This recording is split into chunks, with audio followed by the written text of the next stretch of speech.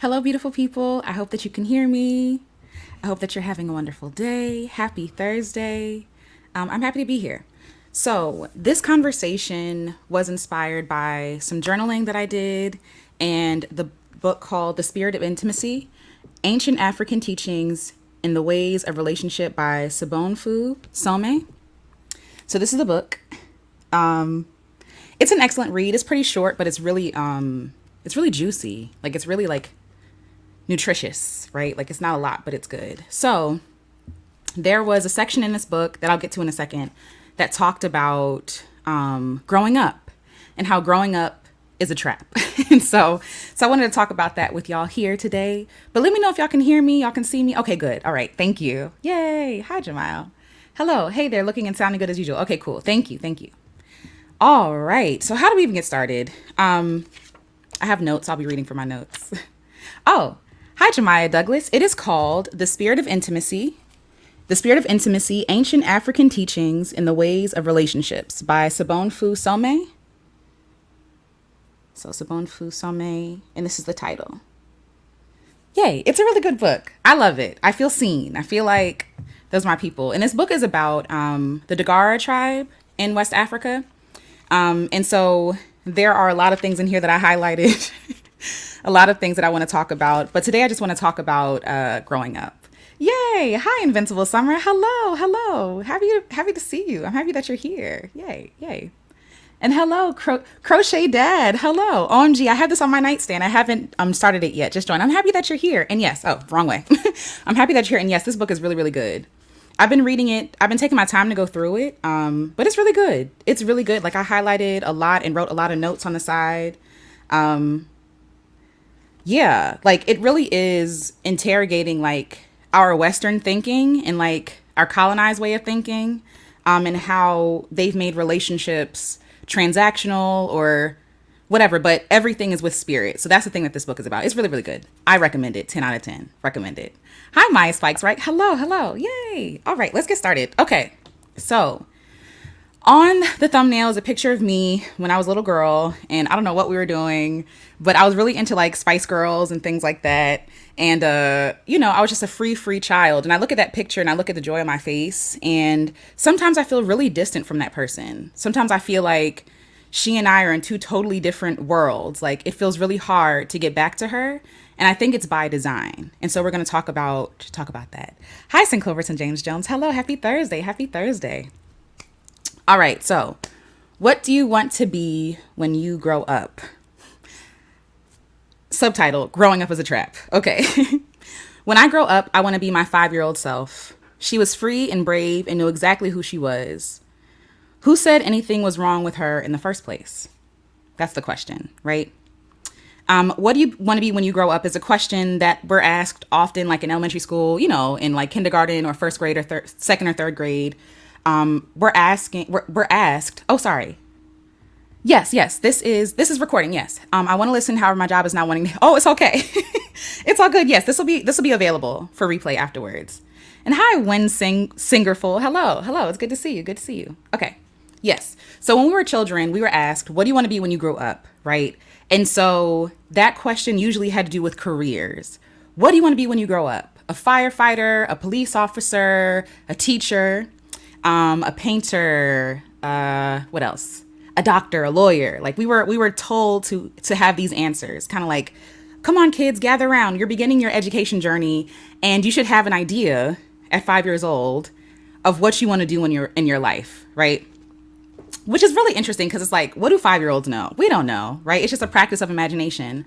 But the older that we get, like when you're 5, you can say whatever you want. I want to be an astronaut. You know what I'm saying? Like I want to be, I'm trying to think of something that you need to like have really specific skills for. So like an astronaut or these kinds of things. And so when you're a kid, they tell you like, yeah, you can do it. You can be anything. And then when you get to about 4th grade or 5th grade, they're like, I don't know. You're not too good at math.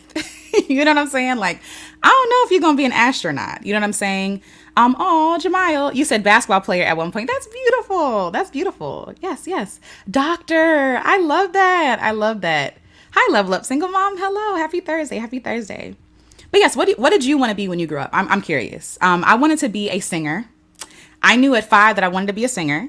I knew that I wanted to be a writer, and I thought I wanted to be a teacher. And I think I still want to be a teacher, just not in the way that in the way that the education system requires you to teach. But yes, I still wanted to be a teacher. So yes, so my 5-year-old self was free and brave and very sure. Okay, I'm gonna be a singer. I'm gonna be a writer.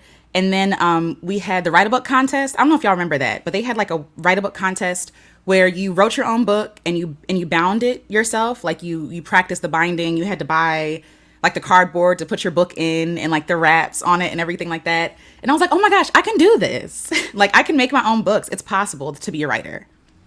Oh, yay. I wanted to be an artist and then a screenwriter. I love that. One singerful says, I want to be a veterinarian. Oh, that's beautiful. I love that. Ooh, Miss MJ, excuse me. I'm writer and interviewer. Ooh, okay. I love that. Hi, Southern Rose TD. Hello. Hi, Alicia. I wanted to be a major problem. I grew up. Wait, you want to be a major problem? Tell me more. Unless I'm reading that wrong. I wanted to be a major problem. I grew up. Oh, okay. You never wanted to be a doctor. Okay. Okay, got you. At 5, I wanted to be Dominique Dawes. Wow. But can't even do a backflip. Fair. I have done both writing and interviewing. I love that. And we're going to get into that too, right? Because we can still be those things. It's not too late. Hi, Shell. Happy Thursday. I just finished watching your... Oh, thank you for watching. I appreciate that. Welcome. All right. So in this book that I've been reading, there is a culture within the in the African continent, West Africa. There is a tribe called the Dagara tribe, right? And so in this tribe, when babies are in utero, right? While babies are in utero, babies are asked about their purpose, their cause and their dreams, right? So imagine with us, right? So a woman is pregnant, they have a hearing ceremony. And so this hearing ceremony basically is like the elders coming to the pregnant woman and asking her womb and the baby in the womb, what are you coming here for? Like, what is your purpose? The world is so jacked up. Why do you want to be here? And in utero, the baby tells the elders what the child is here for, right? So I'm here to, and it usually isn't around like industries. Like what I've been reading, it's about, I'm here to, for this person, right? I'm here to mend the relationship between the West and indigenous wisdom, right? So she and her husband both do that work. And her husband has a book called, oh, where is it? Is it up here? I'll get it later. But her husband also writes books about that. So that was her purpose in the womb. And so when the baby is born, right, the baby is raised up until 5. And they say that the older that you get, the more that you forget what you came here for. So around 5 years old, you start forgetting what you came here for. So their idea is that babies are born knowing what they're supposed to be doing, who they are, right? What work they want to do in the world, and all these different things, right? And so it's the elders and the tribe's job to hold that child or that person as they grow up, to remind that person what they're here for. You said you're here for X, Y, and Z, to get them back on the path, right? So while in utero, babies are asked about their purpose, their cause, and their dreams. And the village supports what the baby has said by reaffirming them, right? They believe that children already know who they are. They believe that they believe the babies and work together to remind the person who they are and who they said they are. They believe them. And the villagers encourage and care for them and help them on their own path. And so when that question was asked to us, it wasn't really an open-ended question. It was kind of like the question kind of felt like it wasn't really a practice of the imagination. Maybe it was at like in kindergarten or first grade. But when you start to get to like middle school or even high school specifically, the question becomes more of a like a pressure. It limits our imagination, right? So instead of expanding, it limits us and pushes us into a funnel. So the funnel, right? When you're 5, it's like, oh, I want to be an astronaut. I want to be X, Y, and Z. Then you start to funnel through the education system and funnel through all these hands that touch you, all the children you're around, all the adults that are watching you, and all these people limit your imagination by telling you what you can and cannot do, what you may be equipped for and what you might not be equipped for, right? And to be fair, some of that is not even their fault, right? Because a lot of people don't even know what's possible. You know what I'm saying? Like, we're all just kind of following a program, and we're trying to make the baby successful. The teachers and things like that, the staff. They're trying to make the baby successful, excuse me. So they're not like insidiously, unless they are, because I've also had that experience where a teacher has told me that I'm never going to be enough, you know? But these teachers really want these kids to strive to be the best at blank, a good writer, a good teacher, you know, a good doctor, a good lawyer, these kinds of things. But they don't understand that after a while, we've been in the funnel so long that it's harder to get out of. The longer you're in the funnel, the more you limit yourself and learn that it's hard to escape. So let's imagine, if I wish I had a funnel with me. But anyway, let's imagine this is a funnel. And so like you're in it, you're swirling around. And by the time you get down here, you realize, oh, it's actually really cramped in here. I don't actually want to do this. But by the time you're down there, it's harder to get out. It's harder to expand your mind. It's harder to imagine something different because you spent so much time whirling around in this system that kind of drains you of your dreams and your creativity. And they tell you what you can do. So now we're more risk averse, right? Because, I mean, as you grow up, you find out that things are dangerous. As a kid, you didn't think we're dangerous. We're risk averse. We're more afraid to take chances on our things, like more afraid of rejection and judgment. When we were 5 and people said, what do you want to be when you grow up, right? Hands shoot up and they're like, doctor, lawyer, X, Y, and Z. The older that we get, it's like the less we are likely to be honest about what we want to do. We start to limit our chances and choices, based on what we think we're qualified for. And the only way that we know what we're qualified for is by either comparing ourselves to other people who are being praised and like, you know, honored for their talent, or someone else has to put the limitation on us. But beyond that, we're born free. We know who we are. We know what we're capable of. We know what we want to do. So you go into a kindergarten class and you'll ask them, who's a great writer? All the hands go up. Who's a great singer? All the hands go up. Because yes, duh, have you heard my voice? You know what I mean? Like, children have so much audacity. And then as we get older, we start saying things like, oh, well, I'm not as good as that person.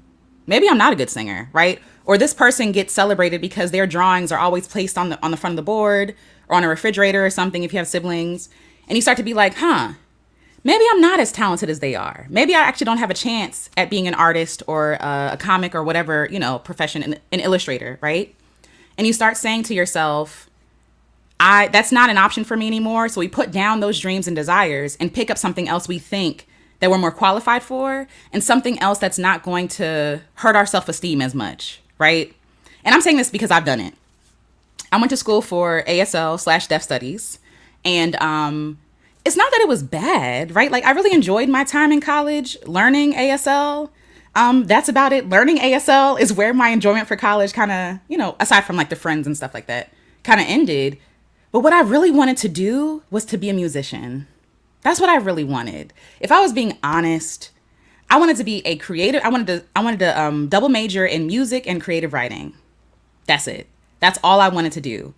But because parents, teachers, friends say, well, you can do that in your spare time, but you need something that's going to make you money. And even though they're not saying, you know what I'm saying? Even though they're not saying we don't believe in your dream or whatever, that's how you can kind of read it as like, oh, you don't think that I could get a career or a lucrative career in music? Do you think that I'm not good enough to sing? You know what I'm saying? Like, as a profession, or to write as a profession, right? And so then you start to get realistic. And I hate that word realistic. I think folks should be more unrealistic. Okay? Because usually realistic has little to do with what is real and what is possible, but realism has to do with what people think that you're capable of, or what people think you're deserving of. Because like, the world that we live in is not realistic, right? Last week, we have used up all the resources in the world that are renewable for the year. That's not realistic. It is only August. We got about 3 more months? We got 3 more months, right? But that's somebody's reality. And so we start to limit other people, whether it's because we experience rejection or because somebody told us what's not possible, right? But we knew as a kid, we knew what we wanted to do. We knew who we were. We knew what we were curious about. You weren't born with those curiosities on accident. You weren't born with those gifts or talents or interests on accident. Not everybody is curious about the same thing. Not everybody is interested in the same thing, right? But you have those interests for a reason. For a reason. Okay. So I said the world presents you with options, right? And you're limited to those options. And you're limited to those options because they make everything into an industry. And I think that's sometimes like making everything into an industry kind of fails us because like you realize, oh, if I don't fit in these boxes, if I don't fit in doctor, lawyer, teacher, anything, right? A psychologist, whatever it is, then like, oh, I'm not valid. My dream isn't valid. It's not realistic. It's not realistic. And we limit ourselves to those industries as if who you're meant to be is a worker, right? Like they really boil down our value to equal what value we bring other people.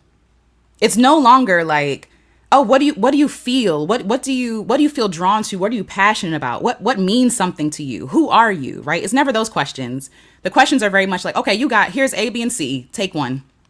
And when I was in high school, I feel bad because a lot of kids went into the service, whether that be, Navy, Army, whatever, what have you, because they felt like they had no other options. Well, I'm graduating and I don't have any acceptance letters to any colleges, or I can't afford it, right? And, I have to be a productive member of society. I have to start my career. Let me just join the military just because I don't fit in any of these boxes and I don't want to be a failure. I've literally had classmates say that. You know what I'm saying? And the school that I went to was at the time, it was really, really black. Okay, let's just start there. It was really black and it was very interesting, like the place that we were in. And so like with kids like that, a lot of recruiters come to those schools because they know the kids are desperate. They prey on these children because they know that kids are desperate for something, a way out where they can't see any other way out. And so they offer them, hey, join this, join that, right? And I'm not knocking the military because my dad was in the military, but like a lot of people who joined didn't actually want to join. They joined because they had no other option. And I didn't even ask my dad if he really wanted to join the Navy. When I talked to him about joining the Navy, one thing that he said that he was doing was running away. And he used the Navy to run away. You know what I'm saying? And so I think that for a lot of us, we've had to put down who we really are to try to appease other people and make sense to other people, right? So in the Dagara tribe, the people believe that growing up is a process of forgetting. Growing up is a process of forgetting. And PJ Morton has a song that I always reference called Kid Again. And I'm going to put the link to that song here. But the lyrics are basically like, I'm going back to all those dreams I once had before I let all these things in my head. My 8-year-old self would be so disappointed if I wait, let me pull up the lyrics. I got to pull up the lyrics. Kid Again. PJ Morton. PJ Morton's a great artist, by the way, y'all. If y'all haven't heard of him, PJ Morton. Yeah, okay. So the lyrics say, let me see if I can pull it up and share it with y'all. Share screen. I think. Okay, yes. Here we go. Okay, hopefully y'all can see this. But it says, so in the beginning, he asks his kids what they want to be when they grow up. And they're like, I don't know. I'm thinking about a basketball player or a singer. I don't know yet, right? And then PJ Morton says to his kid, okay, basketball singer. What about you, Pepe? What do you want to be? A piano player. And he says, a piano player? What are you going to be, like a big star? And he said, yeah. And he said, yeah. And he says, just like you. So because they were able to see their father chasing his dreams, they were able to dream bigger than what they could see. Because PJ Morton didn't give up on his dream. You feel me? But the lyrics of the song go, I'm going back to all those dreams I once had. Before I lit these things in my head, my 8-year-old self would be so disappointed because I started to doubt everything we said or say. But the chorus says, sometimes life gets hard and you just don't know. You can still do all the things you dreamed of before. You don't need to grow up. That's the beginning of the end. You just need to believe like a kid again. Like a kid again, like a kid again. Then it says, sometimes I just wish I didn't know what I know. I used to believe in the impossible. But at some point I started to trust in only what I see. When honestly, my faith is really, I think he actually says is really all I need. I think these lyrics are wrong, but that's okay. But sometimes life gets hard and you just don't know. You could still do all the things you dreamed before. You don't need to grow up. That's the beginning of the end. You just need to believe like a kid again.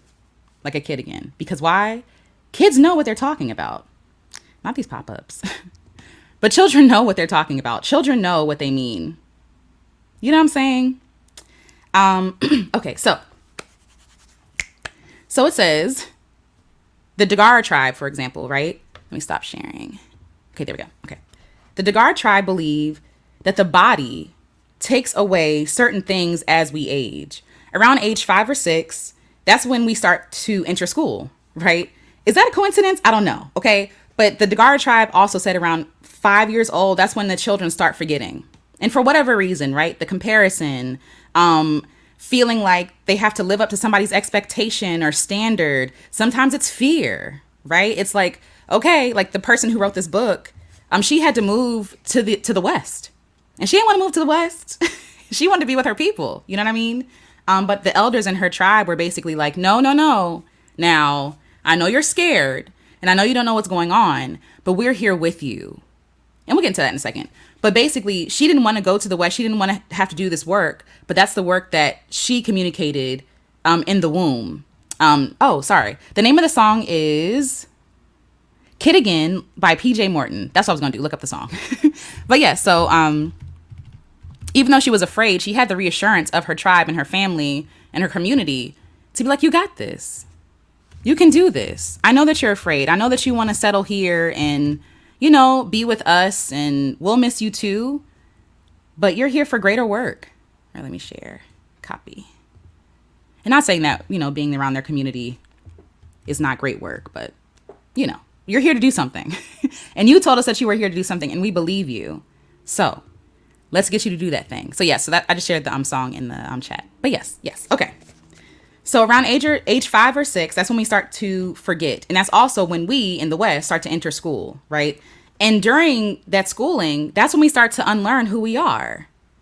Like, I remember being 5 and going into elementary school, and my teacher thought that I was really weird or disruptive. I was also like, you know, I was weird. It is what it is. And so I was bored. I was bored in the class. But I didn't understand the social structure or expectation of school. You know, when you're a child, you're just kind of like, let's explore this. Let's try this. I'm here to learn. I like learning. Let's learn. And I learn a certain way. But my least favorite way of learning is sitting in a chair and listening to someone talk at me. I hate that. I love hands-on things. I love being able to apply it to real life, to really remember, like to really put it into my memory, like what I'm learning, right? But in school, you just kind of sit there and listen. And so you learn how to sit there and listen, right? You learn discipline and these kinds of things. But also, like, what if you weren't really supposed to learn like that? You feel me? Like, what if that really doesn't fit your temperament? Also learning like the social structure of things, learning about like the popular girls versus the not so popular ones and all these things that really don't matter to me. You know what I'm saying? Like having to prioritize things that I don't care about. I don't care. So like, so instead of asking, right, the Dagara tribe, going back to the Dagara tribe, instead of asking the baby, what do you want to be, right? They ask, or as in like, what do you want to become? Because who you are right now is already perfect, right? They ask, who are you? Instead of like, do you feel the difference? When someone asks you, what do you want to be? It really means like, who do you want to become? Because who you are now is not enough. It's not finished. Maybe not enough. Maybe it's just not finished yet, right? As opposed to approaching it by saying, who are you? And then building a beautiful and fulfilling life around that. So Rodan, I said, we are born knowing who we are and what we are. We're born knowing. The world robs us of that inner knowing and molds us into their vision and version for us. And it's dangerous because we forget who we are. We forget, you know, or we know who we are, but we say, well, I can't really be that because they're not going to approve of that. Parents, teachers, whatever, friends, colleagues, like, but people are going to think that I'm irresponsible. I don't know. Right. Like these are thoughts that I've had. Even in college, in class, I would be writing stories. In class, learning ASL, I'd be writing stories. During my downtime or like at nighttime when I was at my dorm, I would be making music with the piano downstairs. Like nothing is coincidence, right? And so the towers, I went to Towson University. So they have like this area where it's like towers, right? And it's like 3 buildings. I was in the building C. And so that was the only building in the towers, the group that had a piano in it. I don't think that was on accident. You know what I'm saying? Like, I think that spirit was reminding me, girl, you know what you want to do. And even though you're playing around right now and doing what you think is respectable, I guess that's the word I want to use. Whatever, even though that you're doing what is respectable, don't forget what's actually in your heart to do. And I would stay up late making songs, like putting chords together, writing music. And I didn't do anything with it. I just kind of recorded it on my phone and like kept on going because I was like, oh, I tucked it in my pocket to say, oh, one day when I'm successful, then I can do X, Y, and Z. Then I can complete this song. Then I can perform it. But at the time, I have to suffer through this college career to get a degree in something that could be profitable, right? But it's not really what I want to do. It's me settling. I was settling. I have to be honest about that. I was settling.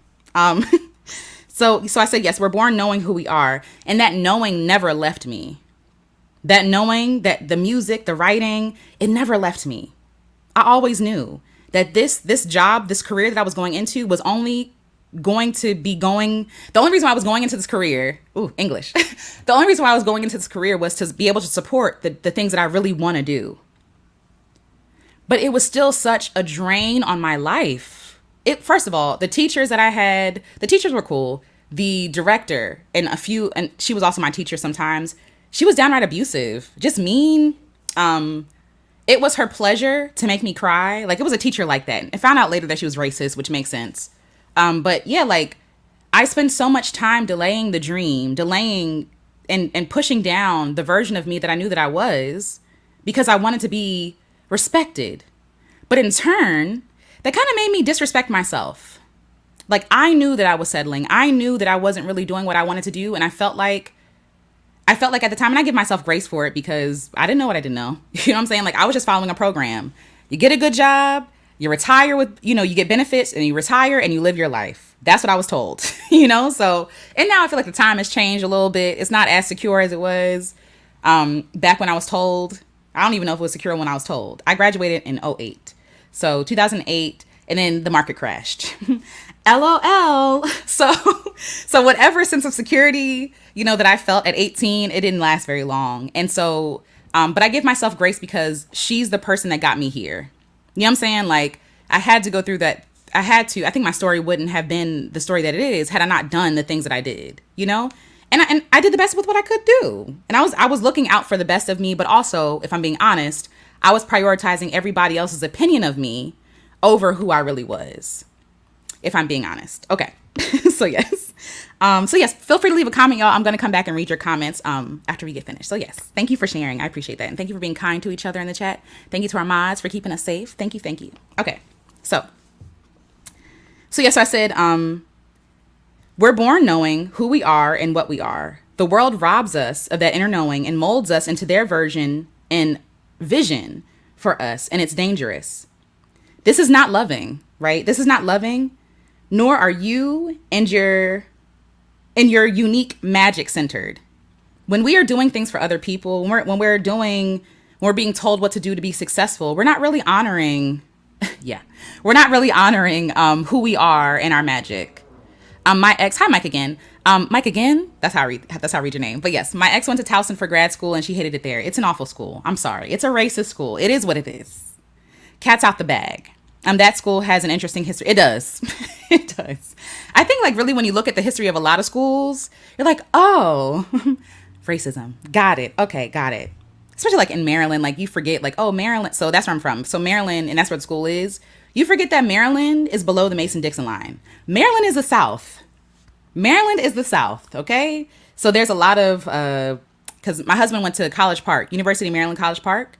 And I think he said that like enslaved people, like they have a chapel on their campus. And like in the back, it's like a chapel where the enslaved people were able to worship. And it's still there. Okay. So anyway, yes. So even scripture, right? Even scripture talks about when people keep saying, train up a child in the way that he should go and he won't depart from it, right? And people take that verse to mean like, I got to instill all these things in my kid so that they never depart from religion or all these different things. But that's not what the scripture says. It says, train up a child in the way that he should go or they should go, right? In the way that they should go, meaning you have to know who your kid is, right? What is this kid interested in? Who are they? What kind of learning style do they like? Like these kinds of things. Like it takes a lot of work to really give children what they really need. And again, I don't have no kids, so take this with a grain of salt. So like, I feel like because we're so exhausted, a lot of times we don't have the time to really do the work right? And the work wasn't really done to us. So we're just kind of like doing what was done to us. But no, like, who is this kid? What are their interests? What are they interested in? What are they good at? What brings them joy? What makes them anxious or fearful? Like these kinds of things, right? So they've made, now we're back in America, the West, not just America, but the West has made an industry out of our dreams and unfulfillment. Robbing us of our identity is where it starts. We look for fulfillment in things that were never meant for us. And then we end up feeling useless, empty, and they prey on our emptiness, lying to us and selling us stuff that'll never make us feel enough. I really feel like, hello? Sure was. Sure was. Right across the bay, okay? But yes, like there's always this insidious feeling to unfulfillment because they're relying on unfulfillment. Yes, and Frederick Douglass, yes, both. And people be like, Maryland's not the South. Okay, read some history because it was pretty bad. It was pretty bad. But yes, sorry, I'm getting off track. But yes, we feel useless and empty. And so they're betting on us feeling useless and empty. So we keep buying stuff or we keep feeding into something or like, when I get this degree, then I'll be enough. When I do this, then I'll be enough. When I achieve X, Y, and Z, when my parents finally approve of me, then I'll be enough. When my friends respect my job, then I'll be enough, right? Like, and we chase these things without actually checking in with ourselves and being like, do I even like this? Is this even who I am? Does this honor the way that I operate and move? Oh, thank you for asking. Hi, Danielle Romero. This is The Spirit of Intimacy, Ancient African Teachings in the Ways of Relationships by Sobonfu Some. I apologize if I'm mispronouncing this name. But yes, it's an amazing book. Oh yeah, and Alice Walker wrote a review of it. So, yes. Alice Walker says, this is a teacher who can help us put together so many things that our modern Western world has broken. So because this person, this author, listened to, like, because this author was able to be asked in utero, what are you coming here for? This is the work. Because her community supported her. This is the work, right? And so now I'm benefiting from her listening to her spirit and listening to herself and believing herself. You know what I'm saying? And now because she believed in herself, now I have things to help heal me from how the West has like utterly almost destroyed me. You know what I'm saying? Because for a long time, like, even when she talks about romance, and I'm gonna talk about that later, but like how she talks about romance here and how romance is used so awfully in the West and how it's used to control people and make people feel like trash or used to exploit other people of labor, these kinds of things. It's like, this is what I feel and this is what I believe. But because I had no reflection here in the West and no example, I didn't know what was possible. You know what I'm saying? And so because this person showed me what is possible, I know now that I'm not crazy. I know that now that I'm not alone. And I know now that the ways that the West operates is not correct. It's not correct. You know, it works for very few people. Even the things that people are diagnosed with. And I'm not saying that mental illness and things like that aren't real. They are, right? But it's almost like the less that you can assimilate into the Western culture, the more you're criticized for it. Yes. But also like, oh, you must have X, Y, and Z. But it's like, but are we really supposed to be? Are we supposed to be like this? Or like you have depression. Yeah.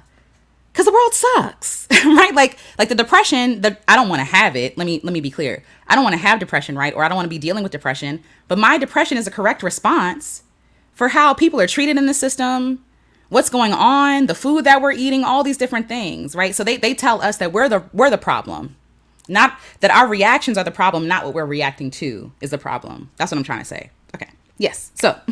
So they made an industry out of our dreams and unfulfillment, and they rob us of our identity. And that's where it starts. So like I said, we look for fulfillment in things that we know will never satisfy and things that are never meant for us, a degree, a job, etc. We feel useless and empty, and they prey on our emptiness, lying to us and selling us stuff that will never make us feel like we're enough. And we need to reunite with our true selves to truly be seen and loved for who we are. Because a lot of us, if we're being honest, are strangers to ourselves. And the West, the economy, right? They benefit from us not knowing ourselves, what we're here for, and what we're capable of. So even this idea, right? This idea of Like, oh, you're too old. Like, you're too old to do X, Y, and Z. Your time has passed. What else? Well, you've already started a career. It's too late now, right? Like this feeling of never feeling enough, right? Like this feeling of like not enoughness. It's exhausting. It drains us. It drains us of our energy and our creativity to be like, actually, I could do something different. You know what I'm saying? Actually, I'm not dead yet, so I still have a chance. Actually, my life doesn't end just because I graduated college or because I got married or because I had kids or because I got divorced, right? Or because of X, Y, and Z. Insert thing here. Will your life be more complicated? Probably so, right? And again, as a person who doesn't have children, I recognize, I'll say the privilege, right? Because I mean, eventually maybe I want kids, but like I also understand that my time right now is mine. You know what I'm saying? But if I were to have children, I have to care for them too. So that's more energy. You see what I'm saying? More energy given out. So yeah, like the energy might be different and the time might be different, but you can still do your thing. It's not too late. You are still that little kid in fifth grade, in first grade or kindergarten saying, I want to be a rocket scientist. I want to be an XYZ, right? I'm interested in this, you know? So yeah, so many of us live lives that weren't even outfitted for us. We just put on something, you know what I'm saying, that we think will fit. Like, okay, if it's enough, it'll get me into the party. But the whole time you're adjusting yourself, you're pulling up your straps, you feel, you know, you might feel naked or something, or like it feels too tight around the waist, or, you know, it fits weird in the crotch or the hips. Like, you know, the shoes are too tight. You're getting corns because the shoes are too tight, right? And this could look a million different ways. So like you're wearing something that doesn't feel good. Let's talk about shoes, right? The corns, like the constant friction against the shoes because it's too hot, too tight on your feet, right? That could be you being worn down or being exhausted from your job. Because low key, you don't even care and you don't even want to be there. You know what I'm saying? And if you're doing stuff that is like drudgery, that is going to exhaust you. And that is going to put corn, so to speak, on your spirit. You feel me? So yes. And we find out that we're actually living someone else's life. We're living someone else's life, or it's lived in ways that don't honor you or your spirit. So it's not just, sometimes it is like, oh, the career, the X, Y, and Z. The example that I gave was like moving to New York City and living in a high rise. I don't want to do that. Why? Because I like nature and I like quiet and I like my quiet time. I like my alone time. You know what I'm saying? Like, I also want to be near trees. I want to be near animals. I want to hear the birds sing over cars honking, that kind of thing. So it's like, for some people, they'll say like, oh, that's success, Alicia. You need that. You need the high rise apartment in New York City, X, Y, and Z, right? For me, I am not made for that.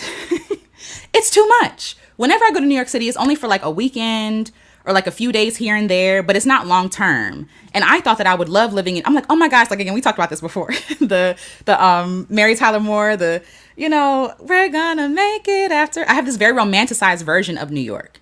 But when I get there, then I realize, oh, that was cute. However, I don't want to live here and I don't want to live like this. And it's not knocking people who do live there or choose to live there. It's just different, right? And so what would be ideal for me, if I'm being honest? I want a lot of land where I can get animal friends to visit me. I want a garden. I want to share my food like my mom does. I want to live in a cabin. I want to live close to nature. I want to hear nature outside my window. You feel me? And so me chasing success, what other people would say, like the high rise of success, I could do it. It's possible. But I'd be exhausted from the job that I have to get that can afford that high rise. Let's start there. From the job. So probably going back to school, majoring in something that is very lucrative, right? Getting the internships to build the experience. Going to a job that I really don't like, that I don't really care about like that, maybe. That I really don't care about like that. Then going home to a place that don't really feel home to me. And a lot of us are doing versions of this because we feel like, oh, I thought this is what I had to do to be successful. But then we get success and it's not even fulfilling because it wasn't made for us. It's not ours. So I wrote down, capitalism rips us away from ourselves and makes us the capital. We make the system that destroys us wealthy. We make the system that destroys us wealthy, right? And our creativity and joy and ingenuity are farmed. Yep. And farmed and controlled by other people, right? So that creativity, that juice that you had, you're giving it to your job. You're giving it to all these things. When you have to wear a mask all day long and you come home and you finally take off that mask, how do you feel? Exhausted. When you're smiling in people's faces that you don't like, when you're code switching, when you're, wearing clothes that don't fit, you feel, when you come home, okay, for the girls out there with breasts, for the people out there with breasts, okay, when you come home after wearing a bra all day and you take that thing off and you're like, oh my God, thank you, God. Okay, I can breathe now. You know what I'm saying? Like, that's how it feels. That's how we're living all day, like all week, until we can actually take a break to get back to ourselves. So yeah, so we make the systems that destroy us wealthy. Our creativity and our joy and ingenuity are farmed and controlled by them, because capitalism doesn't have the spiritual eyes to see and honor who we are as sacred and holy. Nothing is holy and sacred under capitalism. Nothing. Everything is destroyed under capitalism. Everything. Because people know no limits. People are not generous. People are in there to get what they want to get out. You know what I'm saying? No matter who's sacrificed. It seeks to control us because it seeks to control us, right? Because they can't monetize what they cannot control. Capitalism cannot monetize what it can't control, right? Your spirit, your creativity, your dreams, they can't control that until they can. You know what I'm saying? A person who knows themselves can't be easily controlled and manipulated. And fulfillment is literally the killer of capitalism. So, the question I asked y'all earlier, right? Who or what do you want to be when you grow up? Who do you want to be when you grow up? What do you want to be when you grow up? I wrote down, this is a journal entry that I did for myself.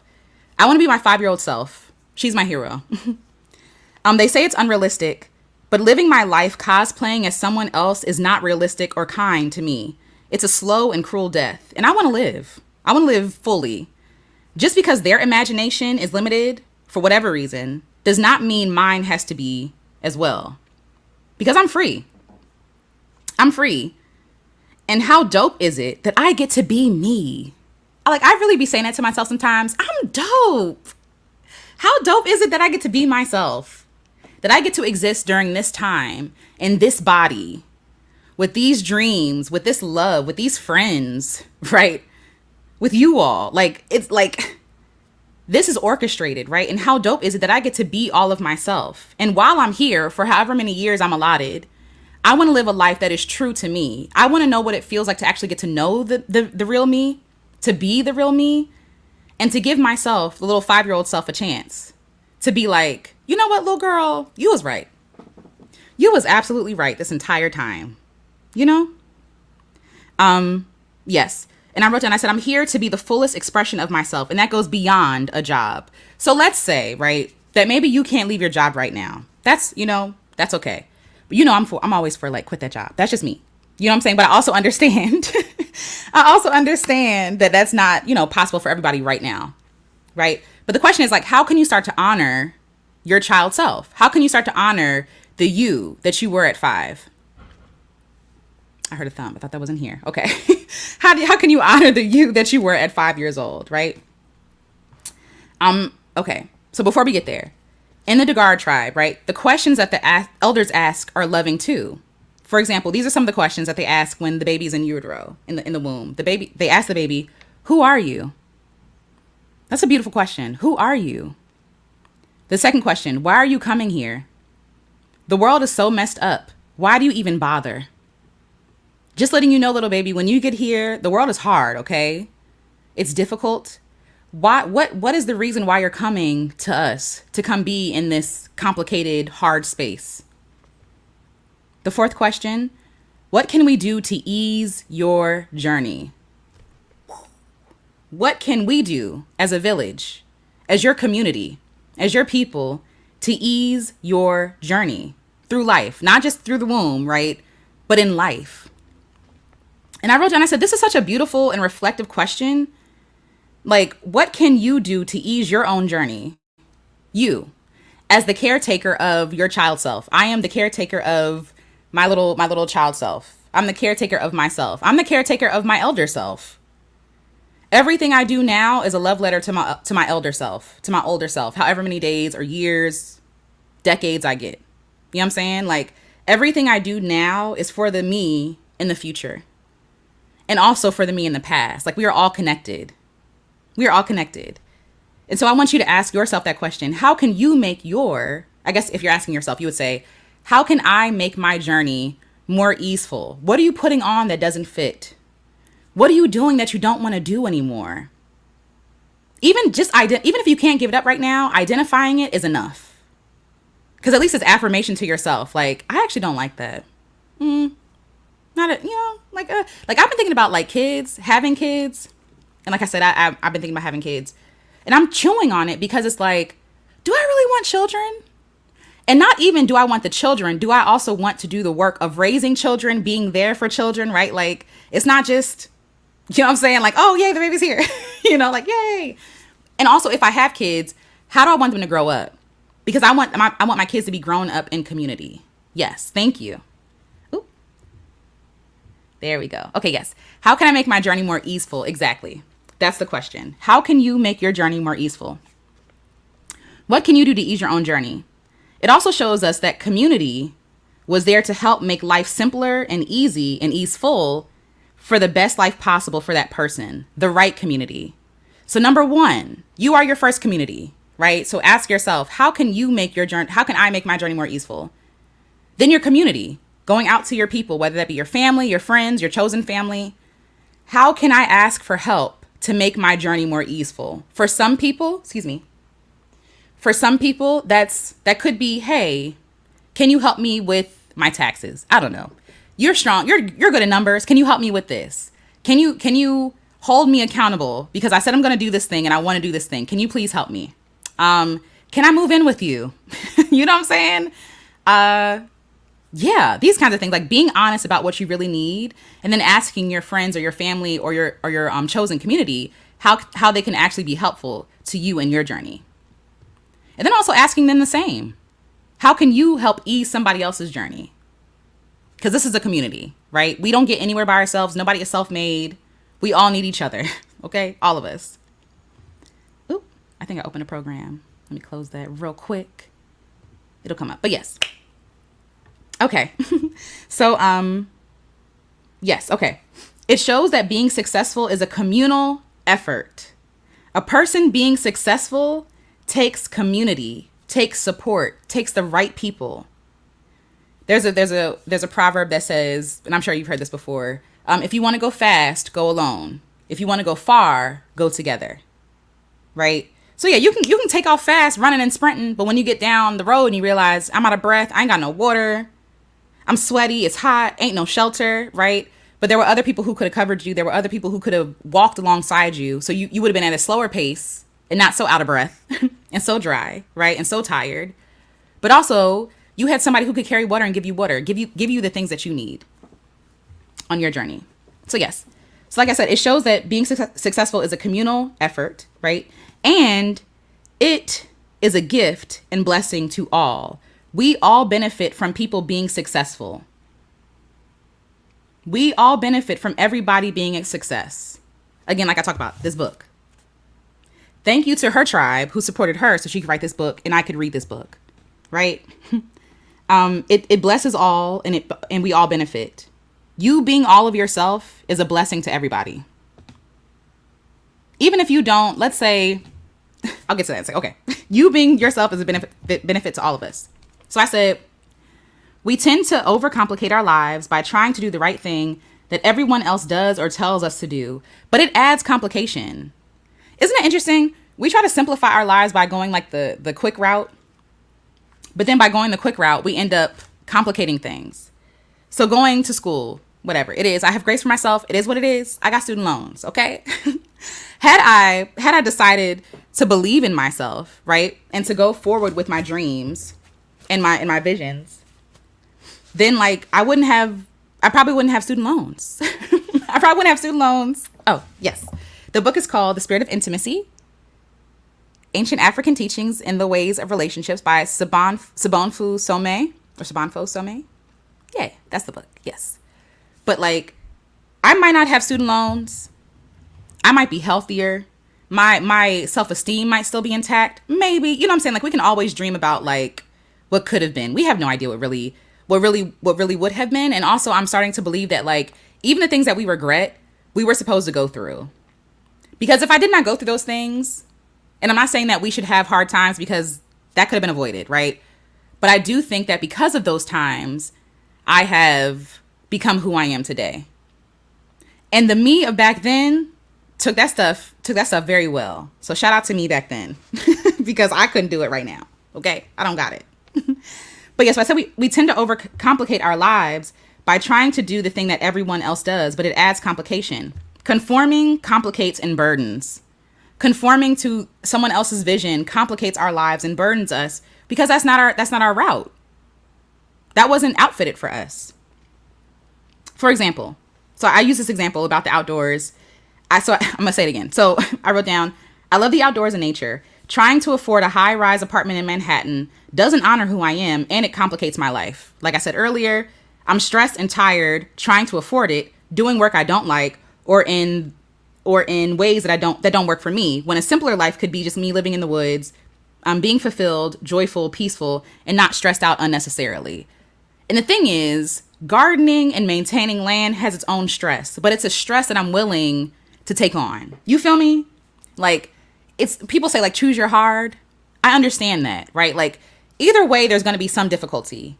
But if I'm doing things that I don't want to do, it's going to make it even more difficult. If I'm doing stuff that I actually love, like, yeah, it's difficult, but the outcome is so worth it.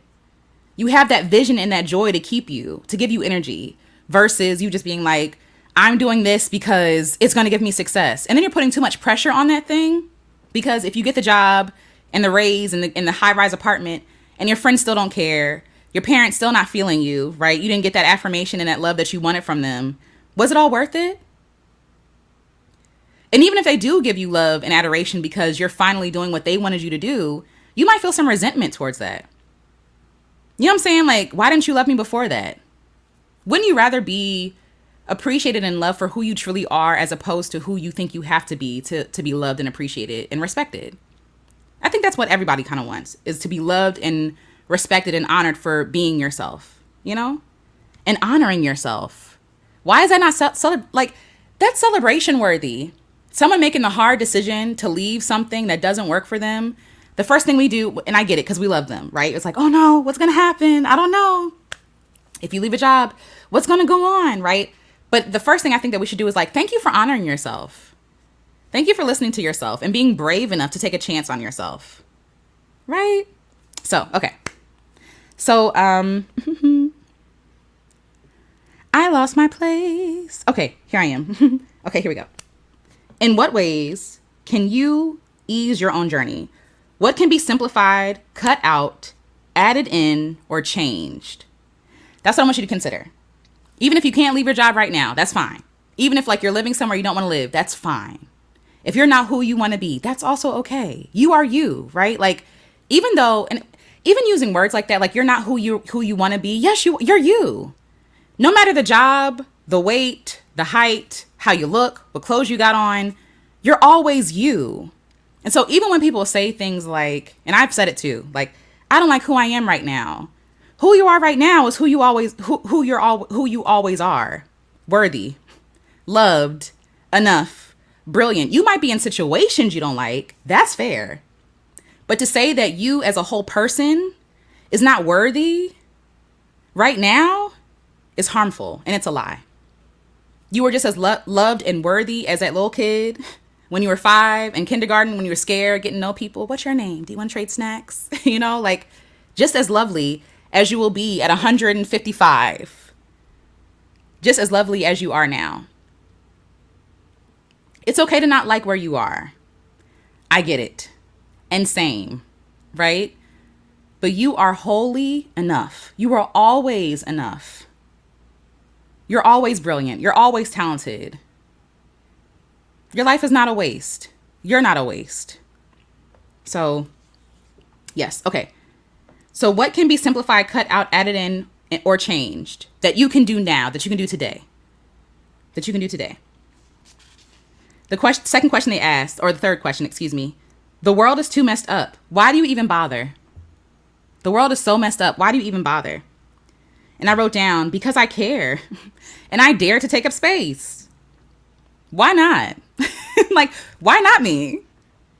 All these billions of people on the earth, in the earth, all the billions of people who have ever existed. Why not me? Why can't I try? I said I also want to add my love. I want to live, excuse me. And I want to add my joy and love from my life to the world. That's my answer, right? Another question they ask is, why are you coming here? My answer, to love, be loved well, create and inspire, enjoy my life, and be the fullest expansion of myself. To connect, learn, and play, to live freely. That's why I came here. That's why I bother.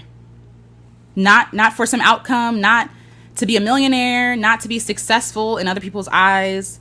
And I really had to get to the heart of that answer, because I think for me, the immediate thing is like, oh, I have to be useful to other people to deserve to exist. Like there's this burden that we feel like, oh, what is my purpose? And Adelia / Picky Girl Travels the World, she's talked about this before, and how purpose gets us all messed up, because we're so focused on work. Usually purpose is tied to work and labor and supporting other people and working ourselves to the bone to be useful, to be beneficial, right? To be beneficial. When it's but what if your presence here is beneficial, period? What if what if the reason why you're here is for joy, to love, to be loved, and to just be the fullest expansion of yourself?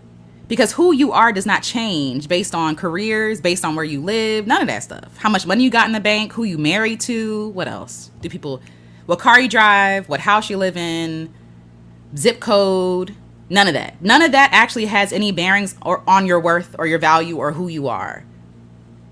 You were who you were in your mother's womb. You feel me? So yeah, so it was an exercise for me to be like, why am I coming here? And even though I can't, obviously I'm not in my mother's womb anymore. So even though nobody's asking me hey girl, let's go back in time and go into the womb and ask that. I really just I just had to sit quiet with myself for a second and be like, why are you here? Why do you dare take up space? And it couldn't be reliant on anybody else but me. Because people will fail you.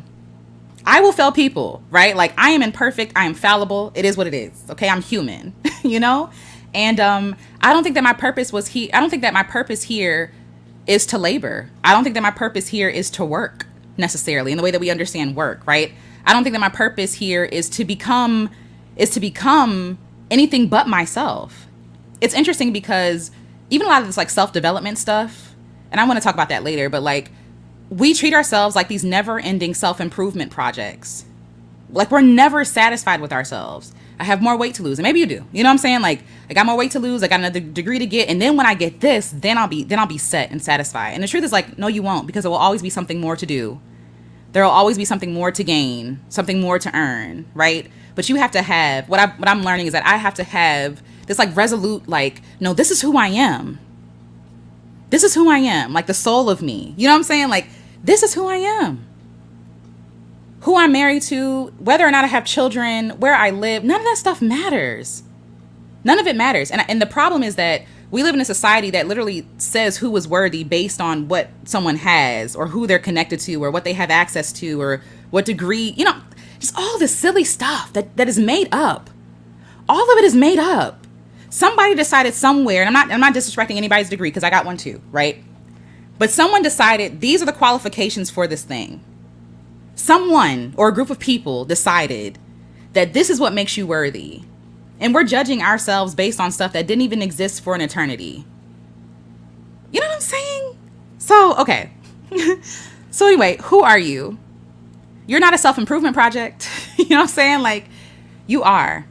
The answer to this question is who I was at 5 and before. That was the question. Who was I at 5 and before?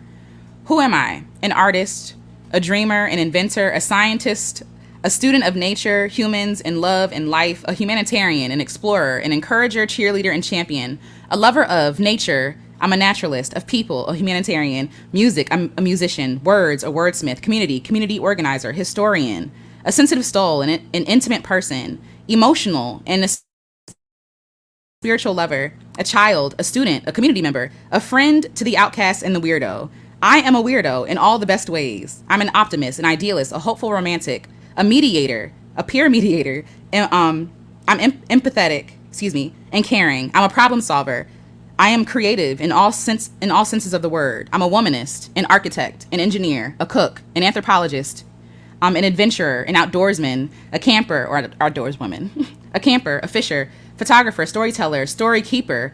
I'm ecologist, environmentalist, dancer, designer, novelist. None of these things have to be dictated by my profession. None of them.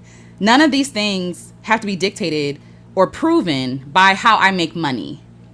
None of it. None of it. I was these things already. My curiosity led me. What is in my soul? Right? I am Alicia. I am me. I am my own. I belong. I am perfect as I am. I know who I am. I came to occupy those and embody all those parts of myself, and I know that I know and that I am learning and rediscovering. Right? I'm an athlete. I'm a fun haver. I didn't know what to say there. A fun haver. I love having fun. I love moving my body with joy. I'm a person who deeply trusts. I savor the moment. I go slowly. I also embody. I'm a ball of love, a bright light, passionate, intense, curious, idealistic, complicated, forever hopeful, blessed. I'm a work of art. I'm joyous. I'm deeply reflective. I need a lot of alone time, but I'm deeply connected, right? I love deep relationships. I love beautiful flesh, I love spiritual connection and deep connection. I believe in the supernatural and I respect it. I'm a lover. I love being loving. I love living unmasked. I also embody things that go beyond language or human understanding. And I think that's some of the problem, right? We try to make ourselves make sense to other people. And in that trying to make sense to other people, we lose the plot. How do I say that I'm a fun haver? That's not correct English, right? How do I say, like when someone asks you who you are, like it's hard, or what do you do? You know what I'm saying? What do you do for a living? What do I do for a living? What does that even mean? You know that they're asking you like what your job is, right? But I'm not my job. I couldn't care less about that job. That job is to make me some money, right? But who am I? Let me introduce you to who I am, and let me introduce you to her layer by layer, because I'm not going to be able to sum myself up in a sentence. I am Alicia. I am me. I'm complicated. I'm feeling. I'm a human being who's learning. This part. Hello, daughter nature. Hello. My credentials are in my spirit. Period. My credentials are in my spirit. And that's the thing. Like, the world likes to disqualify us because, well, you haven't studied this. You don't have no degree in this. Baby, I've been studying music my whole life. I've been storytelling my whole life.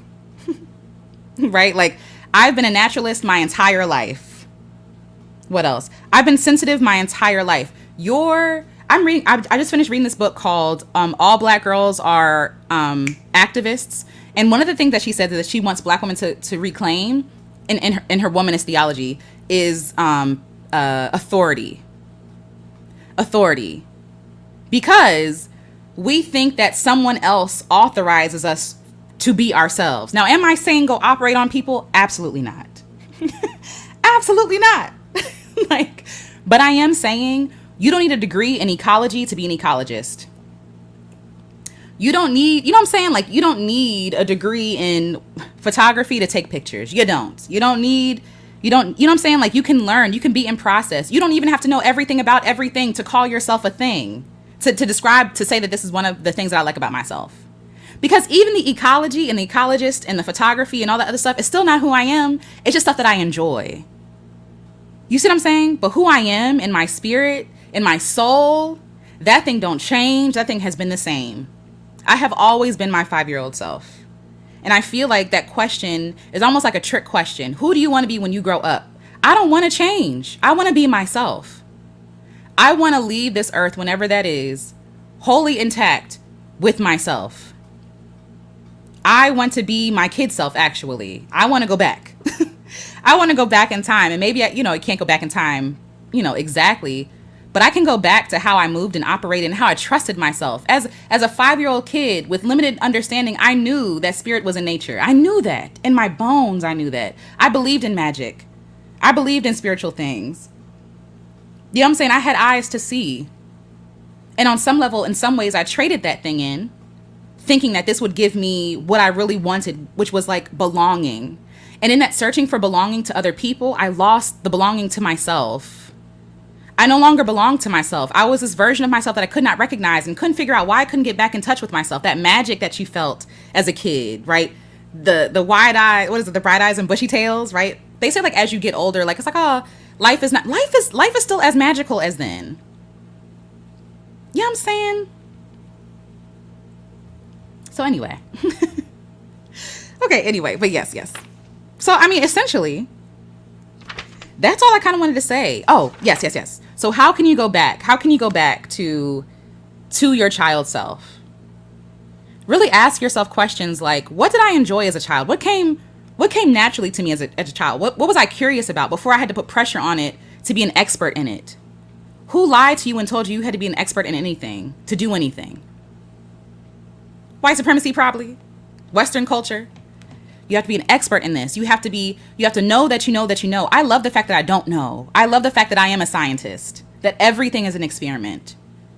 I love that I don't have to have the authority on everything. Man, that's so boring. I love being wowed every single day. I love being curious. I love being a student. You know, go back and be a student. Take that pressure off of yourself to have to know everything and know all the answers and know how it's going to turn out. None of us know. We don't know what we're doing. And even the people who say that they know what they're doing, they're lying. They're just trying it until it don't work no more. Then they don't know what they're doing. They know it worked before, but they don't know if it's going to work now. You know what I'm saying? Give yourself, just take a deep breath. It's okay. It's okay to not know. It's okay to not be sure. It's okay to be a child. Because the truth of the matter is, children are open to the possibility of everything. Santa Claus, a tooth fairy, okay? Talking birds, these kinds of things. Children, there's no limit in their mind to be like, oh, that's not possible. It's us who have to unlearn our rigidity. It's us who have to become flexible again. And it's not until usually when you get around a kid where you're like, I never thought about it that way. Or you tell a kid, well, you can't do that. That's not how that works. And the kid tells you, yes, you can. What are you talking about? Take your limitations somewhere else. But to close, I want to read you this section from the book. Again, this is The Spirit of Intimacy, Ancient African Teachings in the Ways of Relationships by Sobonfu Some. So that's the book. It's a beautiful book. It's a quick read, but it's really juicy and dense. You know what I mean? Like it's quick, but it's still like, ooh, that was a full meal. Okay. All right. So this is page 56 and it says, now how is one's purpose learned? This is also, the section is about purpose. So purpose. Okay. So now how is one's purpose learned? When a woman is pregnant, a hearing ritual is performed. In this ritual, elders ask the unborn child, who are you? Why are you coming here? Why do you bother? This world is too messed up. What can we do to ease your journey? The baby takes over the mother's voice and speaks back. This is who I am. I am coming to help uphold the knowledge of our ancestors. Or, I am coming to do this and this. And based on that information, the elders will prepare an appropriate ritual space in which to receive the child, and make sure that everything is ready here before the child is born. After the birth, the elders make sure they surround the child with things that will help her remember and accomplish the purpose she has described. And when she reaches adolescence and goes through initiation, she has to go back to the time before she was born to remember what she said. This is because growing up is a process of forgetting. This body, as the elders say, takes away certain things from us as we grow. Up until the age of 5 or 6, children remember things perfectly. But after that, something starts to happen in the body that makes them forget. Yes. So that's from this book. Again, there's a lot of other things in here. Even though it's about like intimacy and relationships, it's not necessarily about romance. You know what I'm saying? Like they talk about romance, but that's not even like the focal point of this. They talk about the illusion of romance. I'll just give y'all a taste. Romantic love is an attraction that cuts off spirit and community, leaving two people to invent a relationship by themselves. It is the opposite of a relationship that lets spirit be the guide. Romance ignores all the stages of a spiritual coming together, where we begin at the bottom of the mountain, and gradually travel in unison to the top. It does not leave room for the true identity of the people involved to show through. It fosters anonymity and forces people to masquerade. Okay. So anyway, so the book is really, really good. And I agree. But yes, let me go back. So what do you want to be when you grow up? I hope that it's you. I hope that you stay committed to yourself. The thing is, like, I'm not trying to, like, what is it called? Fearmonger here. But we only get one life that I know of. Some people might believe it.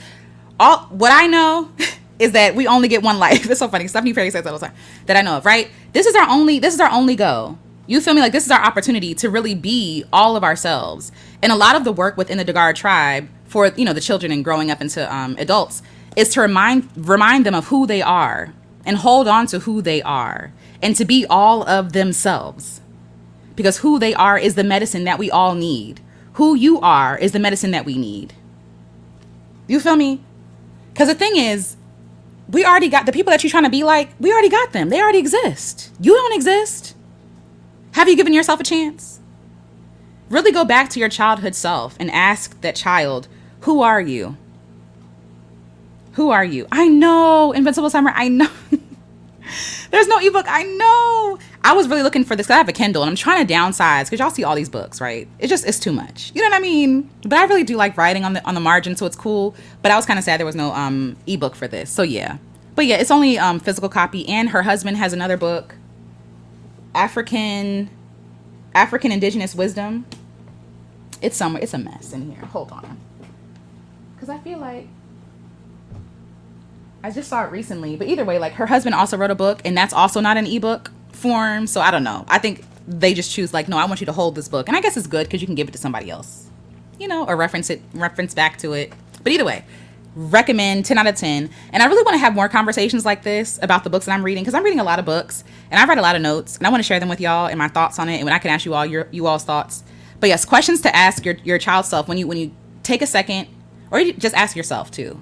But I like to go to the child self because they're free and they're not worried about all the stuff that we be worried about when you were a kid, unless like you had money trauma, which I understand.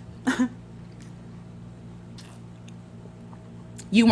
unless you were adultified, you weren't worried about what other people thought of you.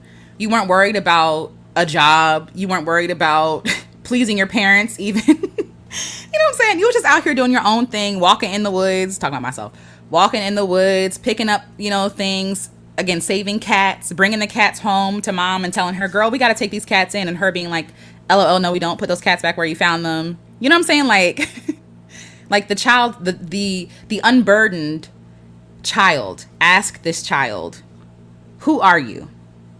Start there. Who are you?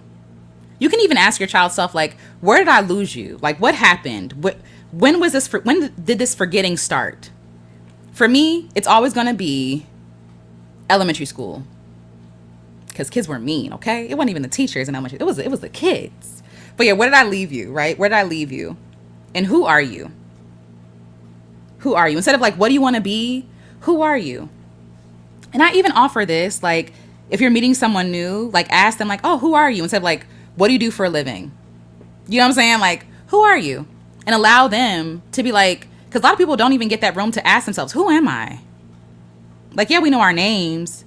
I am Alicia, daughter of Valessa, daughter of Barbara and Mary, daughter of, you know what I'm saying, Elizabeth, and goes on and on and on. But like, who are you for real? Underneath all the stuff that you put forward, like in the parts where, even the parts that you don't want to show nobody, you know what I'm saying? Like, who are you really? And then the next question that I want you to ask yourself is, why did you come here? Or why did we come here? If we're talking to our child self, why did we come here? What are we here to do? What are we here to do? This third question, this world is so messed up. Why do we even bother? And that sounds bleak, but it's not. Why do we even bother? The world is so messed up. Why do I even bother? Because I love life. I love my life. I love my friends. There's always something beautiful I can find in even a dark space that makes life worth living. You know? And I'm going to have a live on that too. Like, what makes life worth living? Why even bother? What makes life worth living? Number 4, what can we do to ease our journey? Or you can ask yourself, what can I do? Okay, girl, you don't like living in this apartment. You don't like this area. You don't like this. What can you do to ease your journey? to be more of yourself, to embody more of yourself. You know? Yes. Okay. And again, the who are you? Go back to who you were before 5, or even who you are today. That's also okay, because we change. You know, it's not that we are the same exact person, right? We have the same interests. Maybe you don't have the same interests. That's also okay. But who are you? Again, I just kept listing things until it came. You know what I'm saying? An artist, a dreamer, an inventor. Because I didn't want to base that on work, because industries make us feel like we're not good enough. But everything don't have to be an industry. You know what I'm saying? I could be, what do you call it? I could be an engineer because I jerry rig stuff together and I make it work. You know what I'm saying? Like, when you ain't got no money, you make stuff work, you know? So yes. Yes. So like I said, none of these things have to be dictated by your profession, right? You were those things already. Even if you want to get to the atoms, right? If you want to say, who am I? I am worthy. I am loved. I am enough. And if that's all you got, that's enough. If all you got is I am loved, I am worthy, I am inherently valuable, not valuable because of what I do or bring. You know what I'm saying? I am valuable because I exist. I take up space because I exist, and I deserve the right to take up space. I exist to be the full embodiment of myself because I deserve space. I deserve to be able to share myself with the world or with my friends or whomever. I deserve love. I deserve laughter. Live life, love. I deserve, you know what I'm saying? Like, I deserve all these beautiful experiences. I love the sun on my face. That's why I bother. I love the smell of fresh soil. That's why I bother. I love a good night's sleep. I like curling into the bed at night. That's why I bother. You know? Yes. So that's all I had for today. So let me go to the comments section, see what y'all are saying. Yeah, where did I lose you? Yeah. Where did I lose you? Somewhere along the way, I lost my child self. And I'm definitely sure, I'm sure it was college. I think I was pretty playful, even at, well, maybe before then. Maybe like 16, 17, but definitely in college. Because I have to be serious now. It's serious business. I got to get a degree. And it's like, no, like, but your music was serious. Like, you are, even if you're being playful, that's still serious. Even if you're having fun, that's still serious. Your joy is serious. Your peace is serious. Your play is serious. Your community is serious, you know? Hi, Humbly Me. Hello. Thank you for the hearts. SB says, I've craved academic validation since beginning in elementary school. Yeah. And now as a young adult, I feel so lost trying to figure out who I am outside of school and my career. And I'm sending you a lot of love. And I also want to tell you that I understand how that feels. Because I think it's set up that way. They want us to seek academic validation. Like that's how the system works, right? Like, it's like, hey, you want 100 points. This is how you get 100 points. And if you get 100 points, you'll be on my good list or the dean's list or, you know, these kinds of things. It's like, what is it? Principals, honor roll, that kind of stuff. It trains us to want their validation, you know, naturally. So you craving validation makes perfect sense to me, because before I went to school, I didn't care nothing about that. But once I realized, oh, the teacher likes people who make good grades, who apply themselves, who try. So now I got to try too. So I'm not the outcast. I'm not left behind, or literally like left behind in a classroom, that kind of thing. So yes. And also when you say I feel so lost trying to figure out who I am outside of my school and career, if that's not your fault, this is what I'm trying to reflect to you. It's not your fault, right? That you don't know who you are, that you feel lost, right? Outside of your school and your career, because these are things that we're told are most important. You know what I'm saying? Like, your career and your school are most important. That's what we're taught. And so we don't even spend a lot of time outside of these things, like with hobbies. Like, even with hobbies, it feels like you have to monetize everything to make it valid.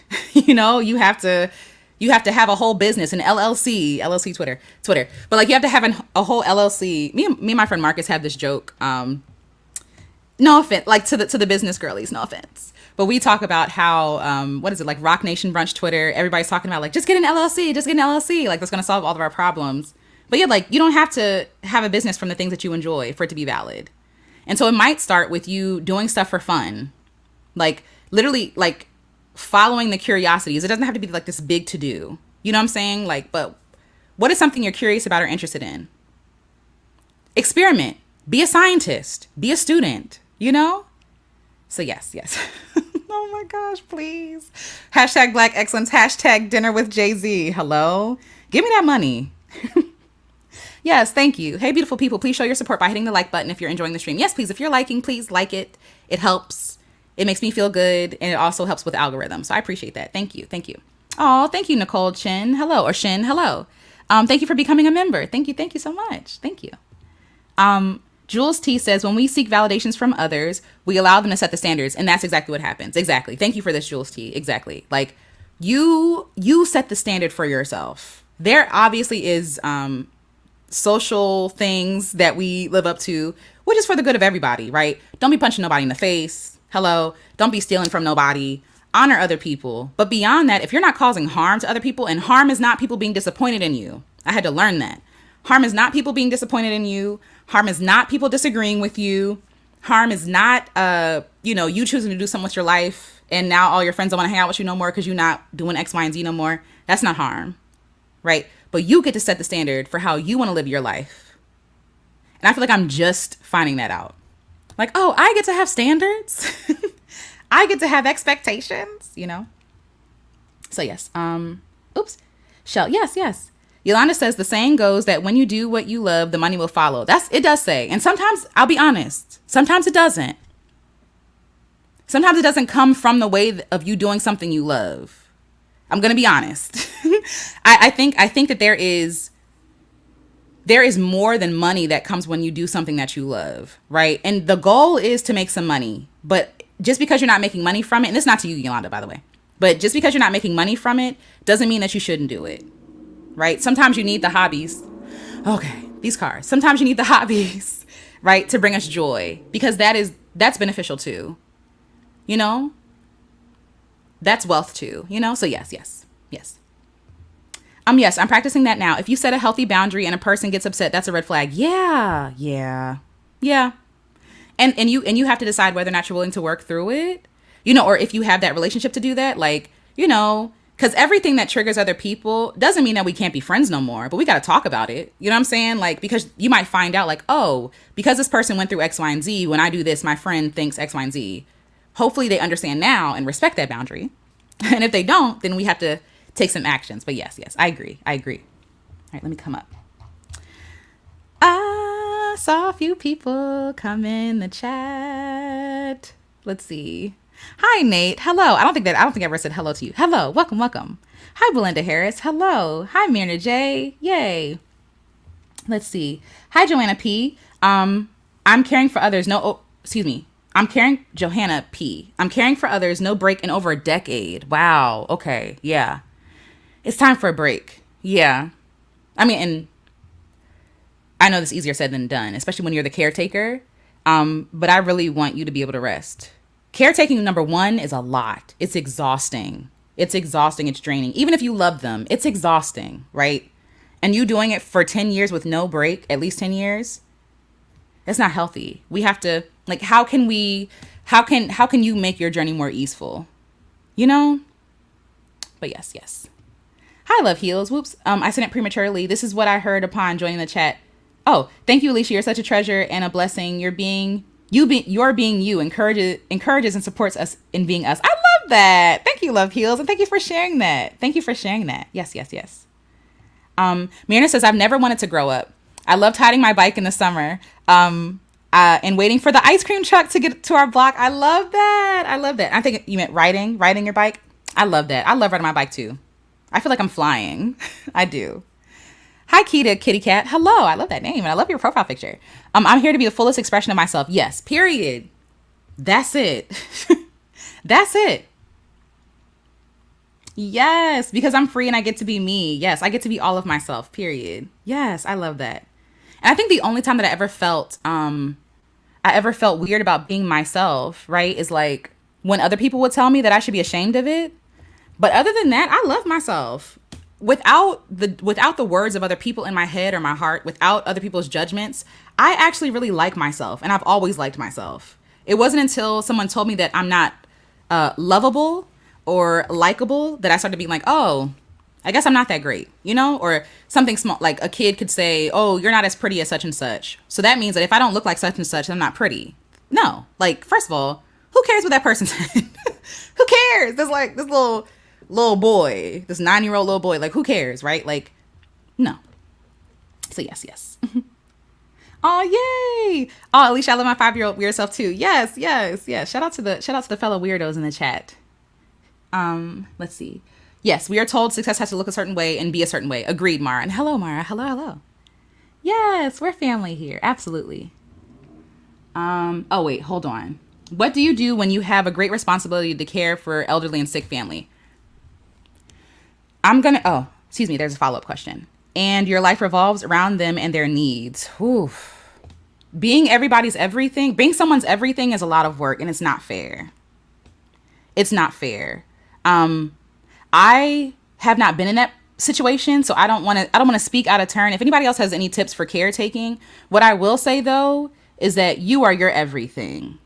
You know what I'm saying? If you can get help, I would ask for help, even if it's like from a friend or other family members, if there are any other family members. And of course, there's always hiring help, but that also takes money and it's very expensive to caretake. But yes, I would say take care of yourself. And that's hard. It's a hard decision to make. But you got to at least maybe a few days out the week. You know what I'm saying? Something for you where you can just sleep and not be responsible for being someone's everything. Because that's a lot of work. That's a lot of work. But yes, yes. Let's see. Yay. Hi, Chrissy Soulful Empath. Hello, hello. Aw, hi, Tiffany. Thank you. Thank you so much. I appreciate that. Thank you for being here. Yes, yes. The spirit of intimacy. Recommend. So we might work through this first. I was thinking about working through like All About Love by Bell Hooks first. But I think I might do this first. We could work through this together if y'all want. We could have lives and talk about this. Y'all tell me what y'all want. Y'all want All About Love first, or because I'm learning how to love myself, or do y'all want the spirit of intimacy first? We'll do I don't know how to do a poll. So y'all just tell me.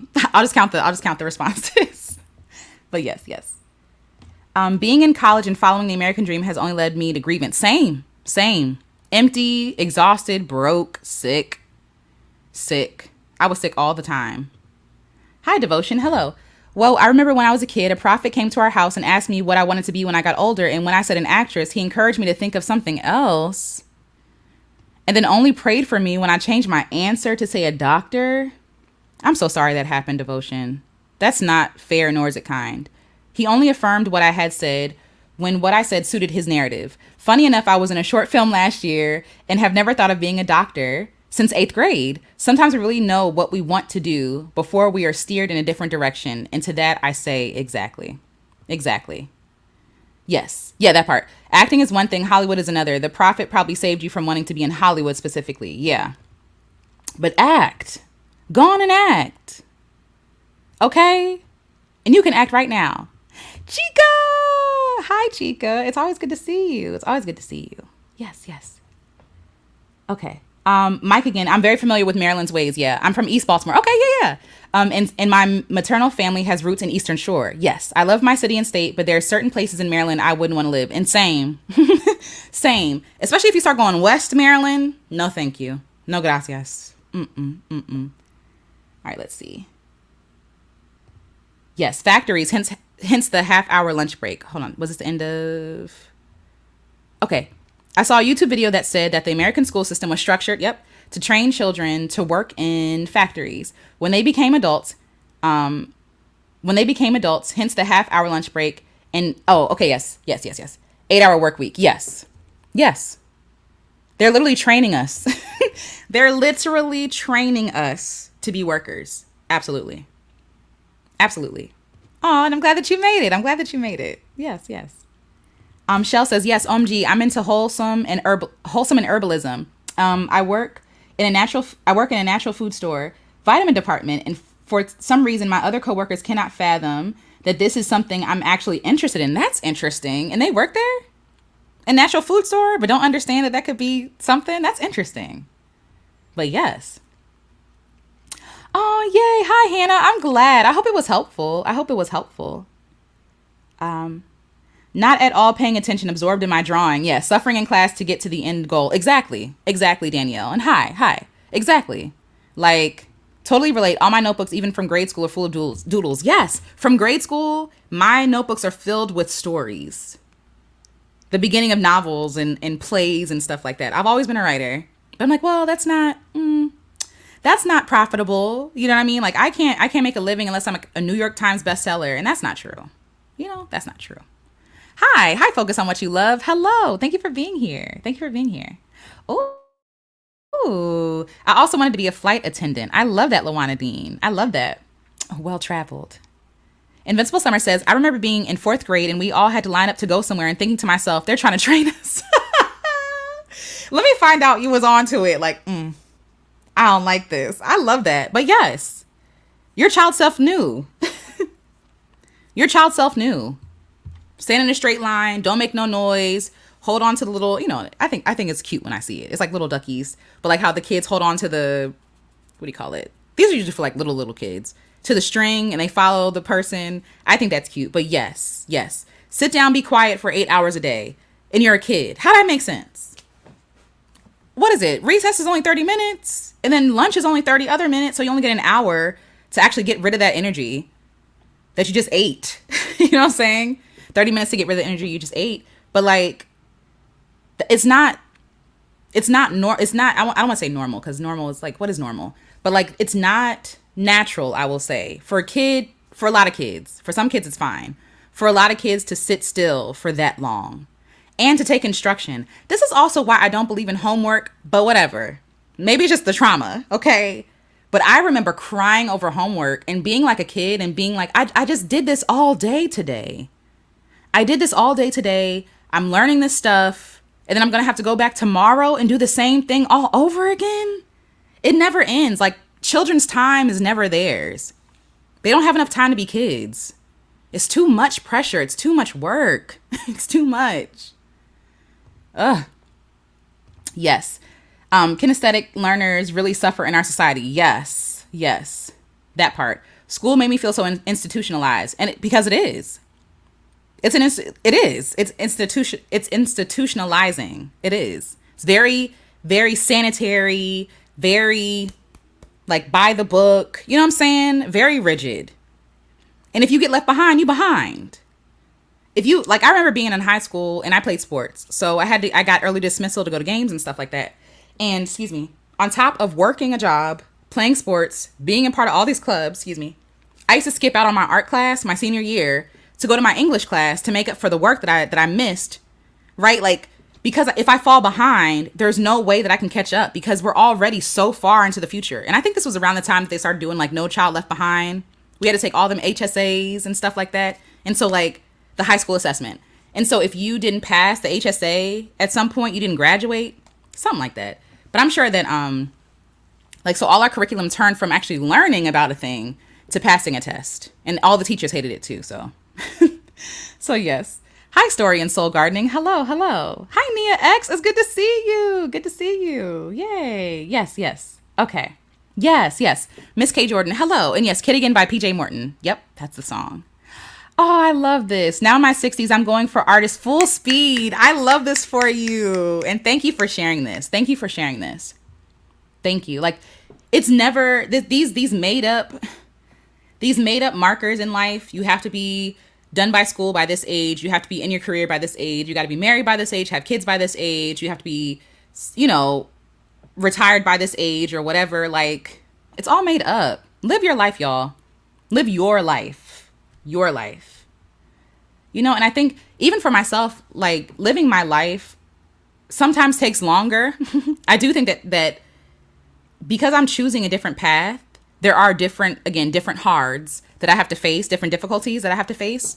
But like I said, it's all worth it in the end for me because I'm good. I'm happy. I'm content. It's the work that I wanted to do as opposed to like the work that I felt like I had to do to gain people's respect and love and admiration, And I also, like I always say, I always recognize my privilege. Because again, like I said, I'm not caring for anyone. I don't necessarily have children or anything like that. So I have that time for myself. But even if you have responsibilities, I still urge you and implore you to try to find some time for yourself. So yes. Hi, Evie Scott. Yes, yes. I love PJ. People are silent or slow blink when I bring him up, and I'm confused about how do so many people not know who he is. I know he's amazing. We got to see him. This was during well, I keep saying during the pandemic, like we're not in it, but this was, I think, in 2021 or 2020. We saw him perform online, and he had a meet and greet afterwards, and I took a picture in the Zoom. I'm like, oh my God, that's so amazing. So yeah. He's great. He's also very kind. But you can tell that he really loves the music that he creates. Hi, Uniquely Nisi. Hello. Welcome. Thank you for being here. Let's see. There's a game I love about growing up and forgetting. Oh, that is so beautiful. You should try it. Please tell me the name of the game. Invincible Summer, if you're still here, if you still see this. Please, I would love that. Oh, I love that, Nia X. I wanted to be a news anchor. I love that. And it's still like, there are still so many, because I'm going to start like talking about at some point dreams and things like that and how we can pursue our dreams. And not saying that you still want to be a news anchor. Oh, whoa. Sorry. I was like, wait, racist? Hold on. It was a different comment. But this is like, so I don't have no talk show. You know what I'm saying? I don't know if I ever wanted a talk show necessarily. I think I always wanted to talk to people about things and ideas, and I get to do it here. So I might not be Oprah or what's her name? Oh my goodness. It was a 90s show. Why can I never remember her name? Oh, Ricky Lake. So this ain't Ricky Lake or Oprah or nothing like that, right? But it's like, no, but this is still a YouTube channel, and I'm grateful for the technology because now I can talk about the ideas that I have, you know? All Things Woman says, that's why I joined the National Guard. Toxic home environment. Yeah. And I understand that. I get that. Absolutely. Yolanda says, I believe my dad enrolled in the army to escape an abusive dad. Yeah. In a very racist town. Yes. And I'm sorry to hear that, All Things Women and Yolanda. I'm really sorry to hear that. Because I think my dad joined for the same purposes. Like, I got to get out of here. Yes, I'm currently working on breaking free from that narrative and accept that I'm really multi-passionate. Shout out to you. We out here, okay? It is possible to be multi-passionate, okay, and happy. Because even that, like a lot of people listening to other people's narratives, right? A lot of people said to me, oh, you're scatterbrained or you're unfocused, you're not disciplined, right? But multi-passionate, people who are interested in multiple things have a different way of doing things and viewing things. They all link together. You might not be able to see it from the outside looking in, but we know for a fact, like, it links together because it's me, right? Like, it's connected to me, the writing, the photography, the music, like it's me. So when people talk about like niches and things like that, it is important when you're talking about business or whatever. But I learned, like, even with my creative stuff, like, I am my niche. I had to let it go. Trying to find a niche, like, what makes sense? How do I make myself palatable to other people? I don't know. And I just had to like lean into it. Like, actually, I do a lot of things, and that's okay. And it's hard to explain. And depending on what season or what day, what time of day, depends on what I'm doing professionally, artistically, because I have multiple interests. And it's a beautiful thing. And I love that because it keeps life spicy, keeps it interesting. Yes. And also, there's another book. The Renaissance. No. The Renaissance Woman. The Renaissance. I'll remember it and share it. But in the book I was reading, and I got to this point where, and this is why it's important to get around people who get it. The person was talking about how they pick up and put down things that they're interested in, right? And how it can feel like, oh, I'm such a failure. I never stick with anything. I always go on to the next thing, right? And this author basically was like, but that means that you've gotten everything you needed from that thing. And it's time to move on now. You've gotten everything that you needed to get from that thing. And the interests or spirit or the inspiration has moved on. And that's okay. And you're not a failure for that. So just like me, I like to learn a lot. I like to learn a little bit about a lot. That's what I like. I like learning a little bit about a lot. And I like that because it keeps life interesting, but it also allows me to learn things.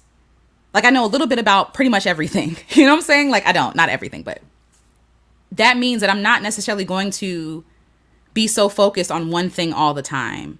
There might be a season where I am obsessed with something. Like, I literally have a notebook. Sorry for the banging. I literally have a notebook for my interests and my multi-passionate self. I have a notebook for everything, but I have a notebook for my interests. And in here, it's another moleskin. In here, I've journaled about sea grapes, Spanish moss, fulfillment. What else? Sweat. White blood cells, Let's see. Joy. My values. Yeah, just like, this is just like a book for all the things that don't have to make sense to other people, but I get it. The girls who get it. And I'm the girls, you know? So yeah. And also what people also, because we live in a world that's like so hyper focused, like we have to be so super focused on a thing because that's who you are, right? Like you are your job, you are your relationship to your kids, you are X, Y, and Z. Like, no, you are yourself. And you're allowed to change your interests. You're allowed to change your mind. And because I know a little bit about a lot, that stuff actually comes in handy later on. There's a part of me that's like, why am I curious about this right now? And at this point I don't question it, I just go with it. And then I find out later why I researched that. It might be a whole year later. And I'm like, oh my God, yes. That's why I read that book. That's why I Googled sea moss. That's why I Googled sea grapes, right? So like leaning into that and being okay with where your curiosities lead you. We'll talk about that. We should talk about that. My Spikes Right says, some Delulu is a good thing. Yes. All great creations come from it. Exactly. Like I said, if they have your imagination, they have you. If they have your imagination, you're limited. Uh-huh. Oh, yeah. That's fair. I wanted to be an astronaut, but the Space Shuttle Challenger blowing up killed that dream. Yeah. I can understand that. I wasn't there watching it happen, but I remember being a kid and reading about it in a textbook. You can keep space. Okay? When I read about that, I said, no, thank you. Because I didn't even know people could die on the way to space. As a kid, you're like, what? No. Astronauts are so cool. It's so interesting. You don't realize how dangerous it is to exit and enter the atmosphere and then to be in space. You know? So, yeah. And realistic is also email people understand and what they think is safe. Yeah. Yeah, it's what people understand and what they think is safe. Absolutely. Yes. Okay, let me come down. Oh, no worries, Yolanda. It's all good. Hi, Natalie. Hello. All right, let me come down. Ooh, Octavia. Hello, Octavia Anderson. Octavia says, I wanted to be a storm chaser. Ooh, I love that. I wanted to photograph and take video of tornadoes and hurricanes. That's lovely. Scary, but lovely. But there are brave people who do that, right? Like there has to be a person brave enough to do that. And that's why I say like our interests call out to us for a reason. And it might not be, even stuff that I'm interested in my notebook, it's not that I'm researching to become, I don't know, what did I write about? What did I say I wrote about? A doctor, learning about white blood cells, right? But it's like because I'm interested in it and then like it brings me to awe and wonder. So the joy is the purpose in the first place, right? And later on, I can use that for something else, right? Because I would not be interested in chasing no storms. I'm afraid of thunderstorms. I'm afraid of lightning. I'm afraid of thunder. I'm afraid of tornadoes because Maryland be having tornadoes and I don't like it. All the things, you know? So yes, shout out to you. Southern Rose Tia D says, my desire to rebel never completely subsided. I regularly did things that were completely unlike what the rest of my family did. No one has a path like mine, and I love that for you. And you could be also showing them liberation, right? You could show them like, oh, you can actually do something different. Because even though people right now might be questioning what you're doing, later on, it might be an invitation for them to question what they're doing as well. You know? See, let me come down. All right.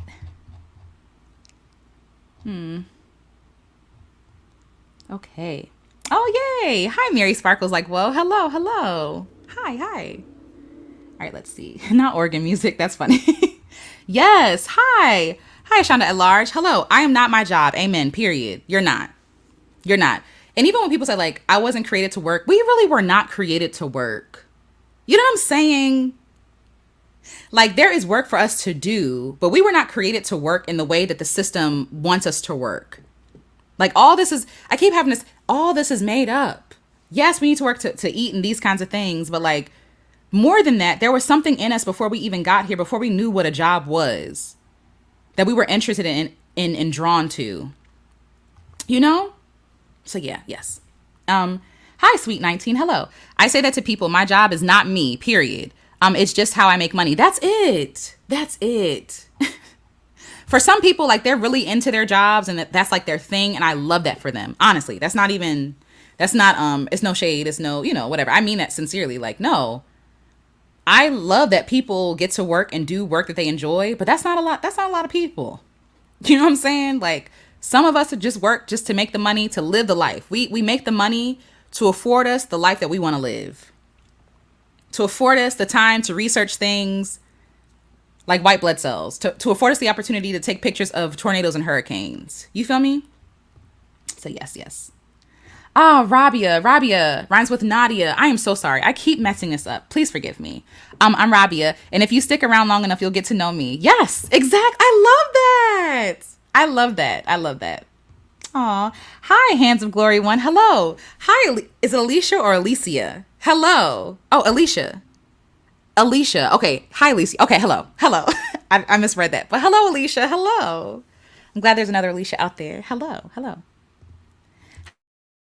Hi, Hotel California. Hello. Aw. I'm sending you so much love, Joanna. I'm sending you so much love. Yes. Okay. Hi, the awkward black nomad. Hello. Hello. This is so true. And the world tries to make you feel unworthy, unqualified, etc. Exactly. Exactly. Okay. Any college people in here that are exhausted?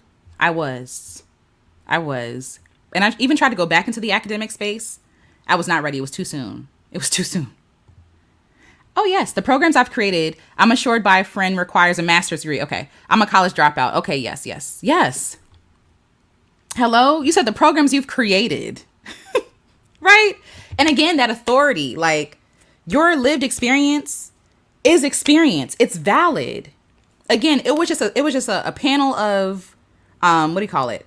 It was a panel of random white men. Let's be real. A panel of random white men who said, okay, well, if we're gonna make someone valid, they have to study under us. They have to believe what we believe. They have to see things a certain way that we see them. They have to measure certain things the way that we measure it, right? There's no room for you to actually be a full person.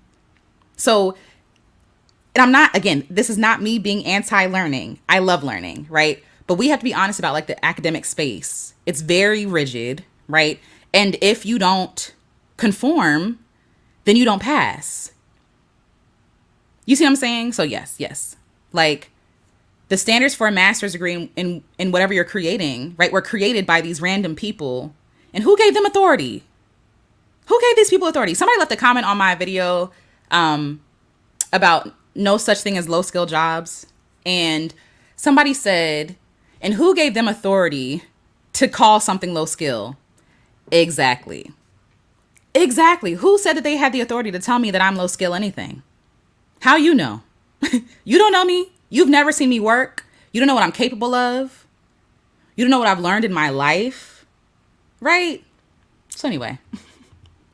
Fair. Yeah. Not that I'm not, listen, I just do what I do, but I listen to my spirit now. My spirit says, girl, we don't like this. I'm out. Cause I'm not about to be stressed out to learn. You know what I'm saying? Like, why do I have to stress myself out to learn?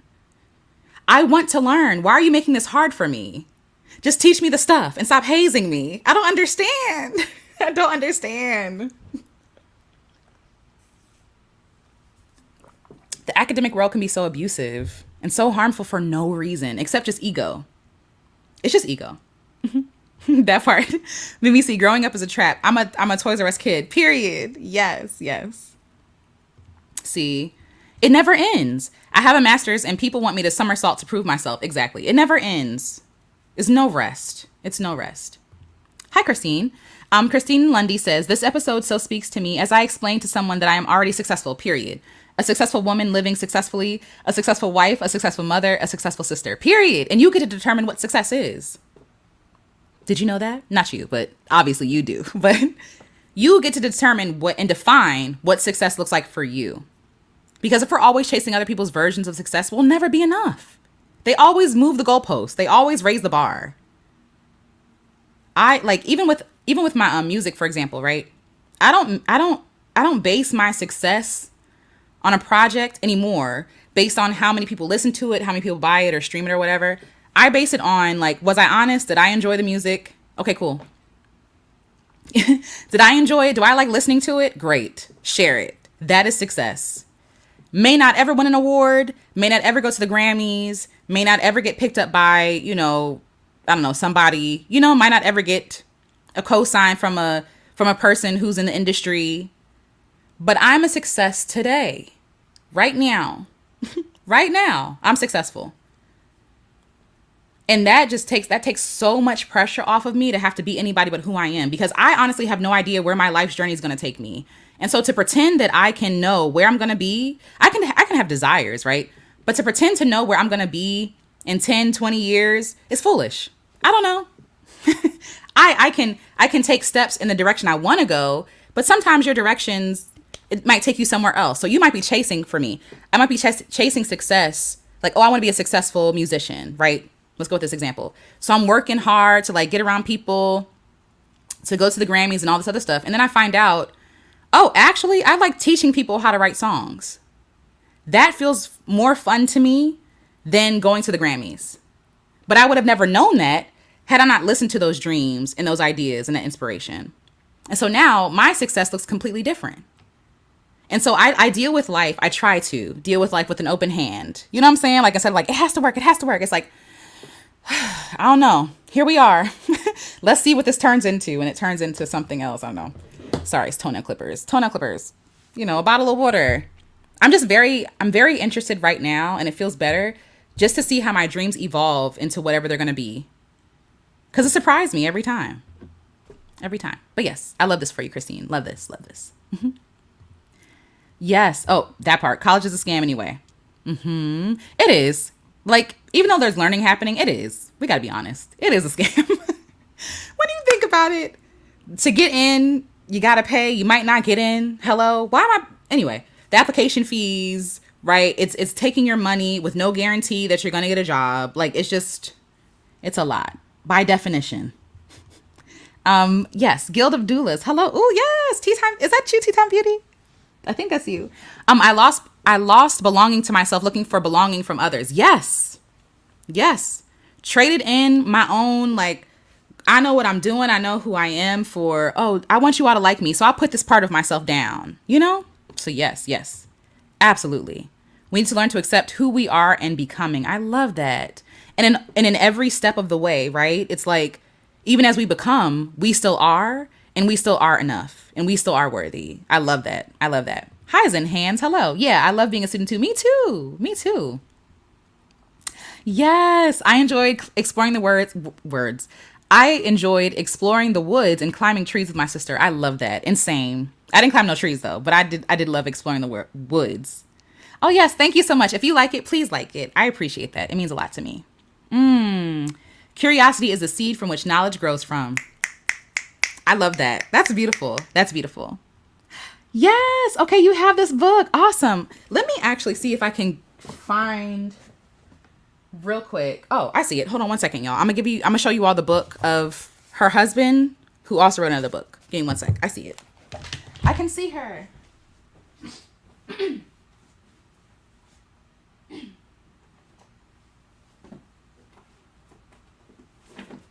Okay. So like I said, my books are everywhere. So this is her husband's book, Malidoma Patrice Some. So they're married, and both of their work is about mending the relationship with indigenous wisdom with Western culture. Beautiful. Again, this book is way thicker. It's a lot more in here, but I take my time through it. Also highlight and write notes and think about things. But so far, so good. It's like a companion book with this. So yeah, I love it. I love it. I love it. I love it. Oh yes, absolutely. It is The Spirit of Intimacy The Spirit of Intimacy, Ancient African Teachings in the Ways of Relationships. Sorry, I'm reading the screen. Sobonfu Some. So that's the book. Yes. Yes. Oh, thank you. Yes, thank you, Danielle. Thank you. Thank you. Oh, no worries, Leslyn. It's all good. It's all good. I'm going to leave the replay up. It's all good. No worries at all. No worries at all. All right, let me come down. Okay, cool. Okay, cool. Book talk. Me too. Me too. I love using books as inspiration to even journal my things or like write my own books, or poetry or prose. I love that. There's inspiration everywhere. Everywhere. Yay. All right, let me come down. Let's see. Okay, let's see. To SB's point, I was a precocious child whose perceived value was in being intelligent, sweet, and a good girl. I feel this. I feel this. Health issues, including depression, have kept me out of work and school, shattered my sense of self-worth, because I took pride in being a functional depressed person, SMH. Love heals. I'm sending you so much love, and I understand that. I too was valued and celebrated for being the good girl and for being strong and resilient and for what is the word? Muscling through things, like pushing through things. I was celebrated for that. And the only thing that gave me was being celebrated for struggling, right? And that means that people didn't understand that I needed more help than I was given. Everybody was like, "Oh, it's Elite. She's fine. It's fine. She'll be fine. She always figures it out. Whatever." And I'm like, no, like I even journal about this, how my younger brother was the child who needed more help. And I think as a kid, like, you see that your brother needs more help. And my mom was a single mom. And so like, I'm trying to help her, do these things. And I'm trying to, get him together or whatever. But I needed a lot of help too, and I didn't advocate for myself because I didn't want to be a burden. And I didn't want to, make life more stressful for my mom. So I repressed a lot of stuff, and now I'm depressed, right? Like, and obviously other things happen too, but like the suppression of your needs, your anger, your rage. Like, I was a very well-behaved child, and I don't think that people say like, oh, if you're well-behaved, you have problems. No, I think I was well-behaved just because I was well-behaved, but I also know that I was also biting my tongue for a lot of things and swallowing my pain because I didn't want to be a burden. So I feel that. And I was the good girl. I was intelligent. I was making 4.12s. So from the surface, I looked good. But like you said, I was just a functional depressed person. That's it. I was functioning under depression. And like, I look back at high school and middle school, and I realized I was depressed way earlier than I thought I was. But because I was doing well, it was okay. So yes. Oh, yes. Hey, this has been so uplifting. I'm glad. I love to dance in nature and draw with chalk on the sidewalk. I love that. Yes. Oh, I love this. AV, my favorite words are no thank you. I have learned, and in learning, to honor my standards, especially with extended family. And sometimes that is the hardest thing to do. That's really difficult. That's really difficult because, yeah, that's difficult. Hi, Nick Gamer. Hello. Thank you for being here. Yes. Rabia, I, Kendrick Lamar, love myself. Yes. Jules T, as I grow older, I've become more... Ooh, I don't think I know this word. Hold on. Okay. Casual lack of concern or indifference. Let me hear this. Insouciance. Let's see. Insouciance. Okay. Thank you for that. I love that. Thank you for allowing me to learn a new word. Thank you. Yes. And I understand that. As I grow older, I become more insouciance. Yes. Did it come out? That's funny. This little boy. Yes. Listen, because little boys in school always telling you ugly or you too tall. If you don't get out of my face. Hi, Inya More. Hello. Hey, you guys. Wanted to say this channel has helped me tremendously. I'm glad in the past 2.5 years plus therapy on being my authentic self and knowing that I am enough and I can be my true self. I love this. And thank you for sharing that and welcome. Thank you for being here. Hi, Havana. Hello. Hi. If your elder person is okay, this is tips. Thank you for offering help. Thank y'all. If your elder person is on Medicare, looking to attempt stay at a nursing facility, Brookdale is always a good place to start. Thank you so much for this. Thank you. Because I honestly didn't know. You know what I mean? Ooh, but this is community. That's the power of community. Yes, intimacy. Yes. I love intimacy. I really do. Hi, Akila J. Hello. It's good to see your beautiful face. Hold on one sec. My eyes burning. I think I got oil in my eye. I have oily skin, so sometimes the eyebrows and eyelashes don't be working how they're supposed to work. All right. Yes, but thank you for being here. Thank you. Shell says, yes, definitely buying this one. Yes, I'm reading All About Love now. Okay, so All About Love, is that a vote for All About Love? We could start that one. That's fine. I would get a small break on... Oh, wait, hold on. Okay. My heart goes out to you. Yes, yes. When my mom was sick, I was her caretaker, so I can relate to what you're experiencing. Thank you for sharing this also, Mike. I would get a small break on some Sundays when my stepfather would take her to church. They were separated when she got sick, but he still loved her and helped me. That's awesome. That's awesome. On those Sundays, I sometimes go to this place that has several ponds and fountains. The water helped soothe me. My suggestion is to reach out to people that care about you and tell them you need help. I agree. Thank you for sharing this, Mike. Again, thank you. That's helpful. Thank you. I'm trying it to race. Excuse me. Exactly. I'm trying it to race because one of my coworkers is right and she likes herbalism. Yes. And they always come to her for advice. Yes. Oh, you're tying it to race. I see what I missed. Okay. Okay. Yes. Period. Go learn herbalism. We've been herbalists for forever. To this day, we're herbalists. We might not have no certifications, right? But we know the natural remedies to things. Aloe vera, for burns and things like that. Certain teas. Okay? You probably already an herbalist. You might as well call yourself an herbalist. And it's okay to still be in process learning, you know? So yes, absolutely. Hello? College is a waste of time and a waste of some people money, in my opinion. Absolutely. Absolutely. Because I wish I had no student loans, honey. Yes. Oh, I appreciate that, Nate. Devotion's comment about acting. After hearing it out loud, I realized my comment sounded a bit gaslighty. I apologize for that. I was projecting my own experience with acting in Hollywood. No, I appreciate you. Thank you for apologizing to Devotion. I appreciate that. But yeah, I could tell that your intentions were pure. I understand. I hate homework too. I love to learn, but when homework came, exactly. Don't give me no homework. I was just here. If I ain't learn it today, I ain't meant to learn it. I need to go to sleep. You know?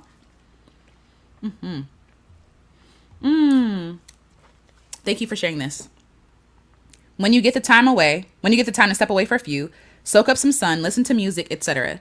Do whatever you can do to relieve stress and get your mind off of your situation, even if temporary. Yes. Thank you so much for that. And yes, big hugs, big hugs. All right, I'm going to come down. Hi, Shannon. No worries. You're right on time. You are right on time. Hi, Fed. Hello. It's good to see you. Just stopping by. Okay. No worries. No worries. Thank you for stopping by. Yay. Hello. Okay. Let me come down. The one thing I will say about college, community college specifically, was a blessing for me when I first went. Yes. So cost effective. Helped me gain new skills too. Those big state private schools though, nah, exactly. And I think that is the difference, right? Even with community colleges, they tend to honor more of the human experience than say like a state school. So I went to Towson, but I also went to CCBC to get my interpreter's certificate. And I only went for a little bit because I left because I was overwhelmed and burned out by then. I was burned out by my teachers at Towson. But when I went to CCBC, I almost felt like I had to like readjust myself because nobody was tripping. You know what I'm saying? Like the pressure that I felt at Towson, like you got to be great, you got to be good enough. And at Towson, I was always trying to prove myself. You know what I mean? Like I had teachers who really didn't believe in me. And so I really wanted to prove myself to them. And so I was going fast paced like that going into the community college. And they were like, it's cool. People in this class got kids. Okay. So some people had to miss classes.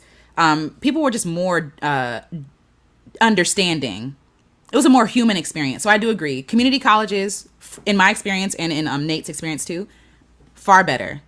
And it counts. It counts, y'all. If you ain't got to go to a state school and pay all that money, don't do it. Try taking a course in community colleges. Because the thing is, so I went to Largo High School, and it was right next door to Prince George's Community College. And people would call it 13th grade, and they downplayed community college all the time. And they made it seem like if you went to community college and you had somehow failed.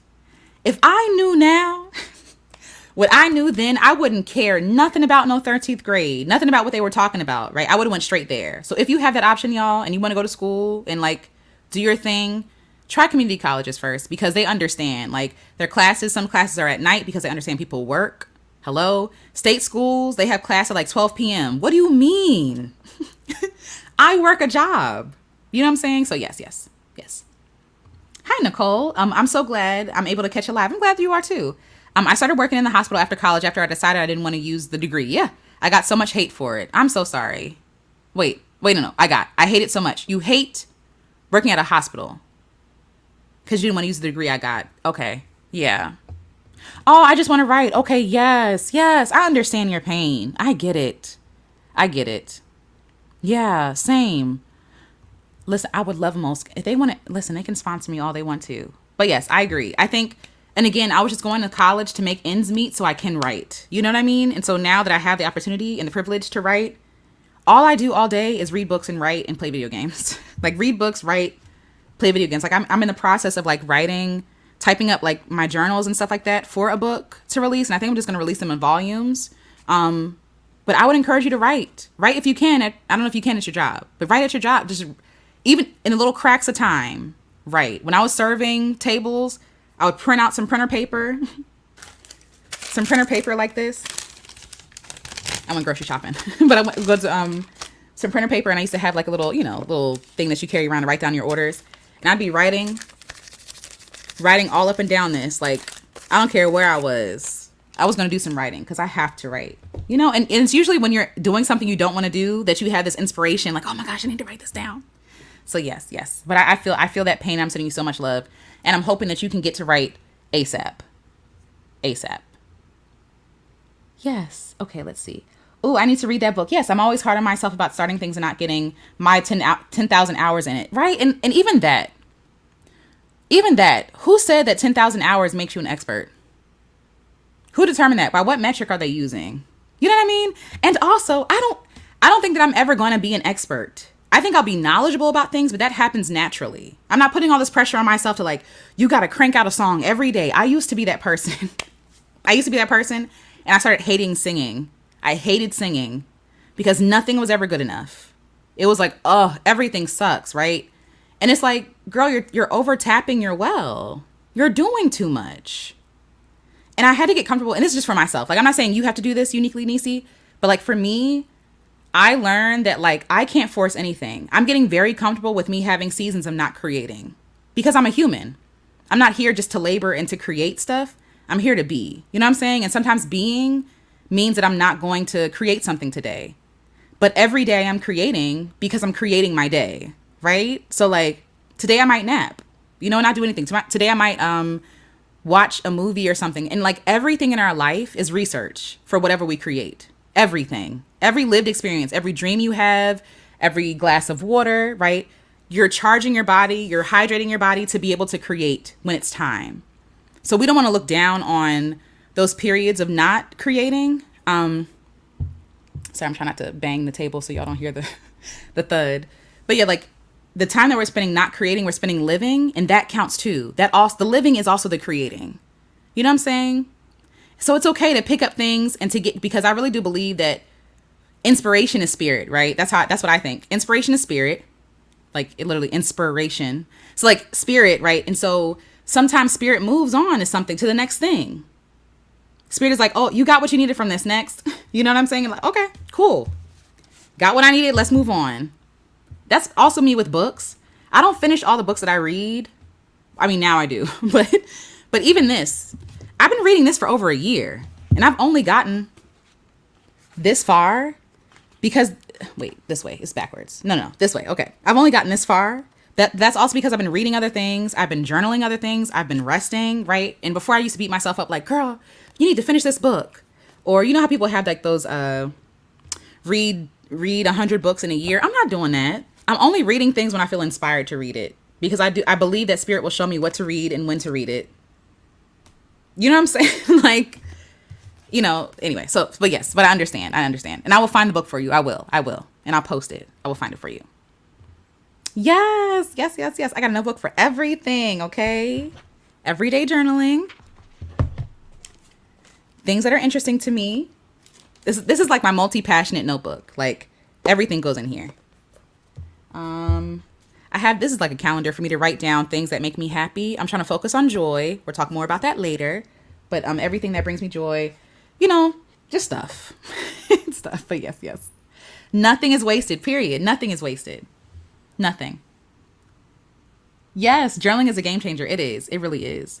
Jules T says curiosity is one of the main reasons why we continue to evolve. Exactly. Exactly. And sometimes we're so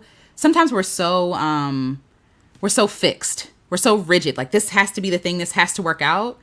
And it has to work out in the way that I want it to work out. And by doing that, by focusing on like, oh, this is who I am, I can't do anything else, we miss out on all the other magic that could actually help us do the thing that we're focusing on, you know? I agree. I think students that are getting homework in high school and college is stupid. Yes. From the gut. Yes. And teachers in college be giving you homework assignments like they're the only teacher you got on your schedule. That's annoying. It feels like I'm being used to stroke your ego. A lot of professors, like, I'm just here to stroke your ego so that you can feel important. I don't like that. I came here to learn. Okay. Sea grapes. Yes. Okay. So my grandmommy lived towards the end of her life. She lived in South Florida. And so we would go to the beach and there'd be sea grapes there all the time. And so I love sea grapes and it reminds me of my grandmommy. And so I've been researching them because it came up to me to research sea grapes. Then I found out that sea grapes grow in South Florida, but also in the Bahamas. And my granddaddy was Bahamian. And so like, I'm like, wow. Okay. So okay, this is okay. Just go with me. So I got this urge to, let me do some research on some sea grapes. Like, that's literally just dropped in my spirit. Like, boom. Okay, cool. My granddaddy was from the Bahamas and he has sea grapes there as well. And so I'm actually I think I'm going to write about that. The chances of my granddaddy finding my grandmommy and from the Bahamas and how they found each other in their love and how sea grapes connected them. And I've been, just helping me grieve and things like that, grieving, losing them, but also like their love story, you know? So yeah, so learning about sea grapes, I have a lot of things. I'll probably do a live on it. Y'all want to have a live about sea grapes? I've also been researching Spanish moss. My grandmommy originally is from Savannah. And so in Savannah, they have a lot of Spanish moss. And she, towards the end of her life, when I was interviewing her, she was talking about Spanish moss and how much she loved it and how much it reminded her of home and she missed it because in South Florida, there was no Spanish moss. But whenever she sees Spanish moss, like in pictures or traveling somewhere, she thinks of home. So I was researching Spanish moss. I was also researching honeysuckle because growing up, I used to love honeysuckle as a kid and me and mommy would like taste it and stuff like that. And just like, I'm thinking about writing something. I don't know what it is, but like just the generational blessing of plants and how plants is really like, sorry, I feel like I'm gonna cry, but how plants have been used in a lot of love stories for the ancestors that I come from and from, my parents, that kind of stuff. And just like the story of like love and plants.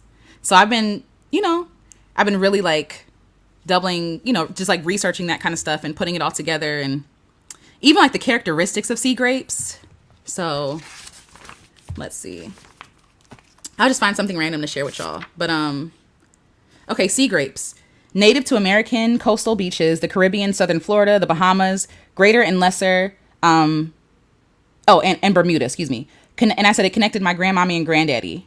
It resists wind and salt, and it's tolerant of shade.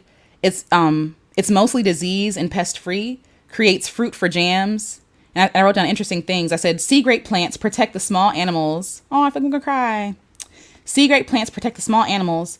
They also prevent sea turtles from being distracted by the lights of nearby buildings. So when sea turtles hatch, like I have this vivid memory of like watching them. Me, mommy, maybe my dad was there and maybe Matthew, my little brother. But like we were at the beach and we saw these sea turtles hatch and we watched them like scramble to the ocean or whatever. And when I think about the sea grapes, they create a boundary so that the turtles don't get confused by the lights and they go straight to the ocean. Just like stuff like that. And just like how even sea grapes love. You know what I mean? Like, anyway. So yes, but yes. Jules T. I've always wanted to be a filmmaker. I love that. Make the film. I love that. Mara says, I never really knew what I wanted to be when I grew up as a kid. I just know I just want to be. And that's enough. That's the beautiful thing. That is enough. I love that. That is enough. Ooh. Work was created so that others can get fat money at the expense of others, period. That's how it is here. That's how it is here. Hello? And it's crazy too. They don't even give us the resources to truly explore these options in grade school. We aren't shown realistic examples of these jobs. So how are we supposed to know? Exactly. How are we supposed to know? I want to be Santa Claus. How are we supposed to know? Akila J says, I want to start doing social media content, but fear of being seen and perfectionism is stopping me. Understood. And I get that. Let me share a video. I did a video on perfectionism. If I can, let me see if I can find it. Either way, I'll find it and I'll repost it in the community tab if I don't. But yes, let me just tell you this: you don't have to be perfect. Also, people are tired of perfect. That's the benefit. You get to be human because people are online looking for a human experience. Everything is super polished, super edited, super unrealistic. You know what I'm saying? Just like unrelatable. I think sometimes what we look at as like a negative is also the benefit. Like it's our strength. Like when people say like, oh, well, my stuff is not perfect or pretty. It's like, well, some people don't want perfect or pretty. Some people just want the honest thing. You know what I mean? I've heard from a lot of like mothers when they see other mothers being honest about their experiences. Like sometimes I don't like my kid. Sorry. Sometimes they get on my nerves. Sorry. Like sometimes I don't want to be a mom, right? Or this is how my house looks. It's all messed up. It's tore up. It's not cute. It's not giving. What do they call it? Like beige? What is it? Beige. I have a friend named Randall. She talks about how she's a mom, and she talks about how all the stuff that she followed on social media, like everybody was like all perfect and like, I don't know. It's just like, it just makes you compare yourself to them. But like she appreciates seeing people in real life doing motherhood real, like, So yeah, so I understand it. And I'm not trying to downplay it, but we need it. We need what you got. If you have it in your soul to give, please give it to us. Please give it to the world. The people who are going to find it, who need it, are going to find it. All right, let me come down. I feel like I'm very behind. So, and we're going to wrap up soon. Oh, wow. Hi, Will. Thank you. Wow. I'm a 26-year-old white male after 50 plus depression treatments. I'm sorry to hear that. I'm treatment resistant and PTSD. First member of my family not to go to Harvard. I can't plan or enjoy life because I was supposed to do something else. Yeah. Will, I'm really sorry to hear that. That's a lot. 50 plus depression treatments. That's a lot. And that gets very discouraging. So I just want to say that I see you and I feel you and I understand. First member of my family not to go to Harvard. Okay, wow. I can't plan or enjoy life because I was supposed to do something else. No. Let go of that. Thank you for the $10 also. Thank you so much. Let go of that supposed to. Like, I mean, it's easier said than done, obviously. But supposed to based on who said, right? Like, this is your life, And there are certain things that I can't do because of my mental illnesses. You feel me? And so like, and it's also okay to mourn that. I also want to give you permission to be mad at that and frustrated about that. Like, especially like with the PTSD and things like that, like that's not your fault, right? Like there are things that I'll be dealing with for the rest of my life that I feel like is not fair. You know what I'm saying? So I want you to have room to feel that, but also like you are where you are and you are where you're supposed to be. You know what I'm saying? Like, focusing on where we think that we should be robs us of where we are right now. And where you are right now, even in all this ugliness and all this hardship, it's still beautiful and you're still worthy. You feel me? So I'm sending you a lot of love. You're not a failure. You're not a failure. You know what I'm saying? Like, cause I read these sentences and that's what I read from this. Like, I'm the first member of my family not to go to Harvard. Like, that's a failure. You know what I mean? You didn't fail. You are your own person. You are your own person. Yes, your family brought you here. They helped raise you, all these different things, but you are your own person. You are not an extension of them. You are your own person.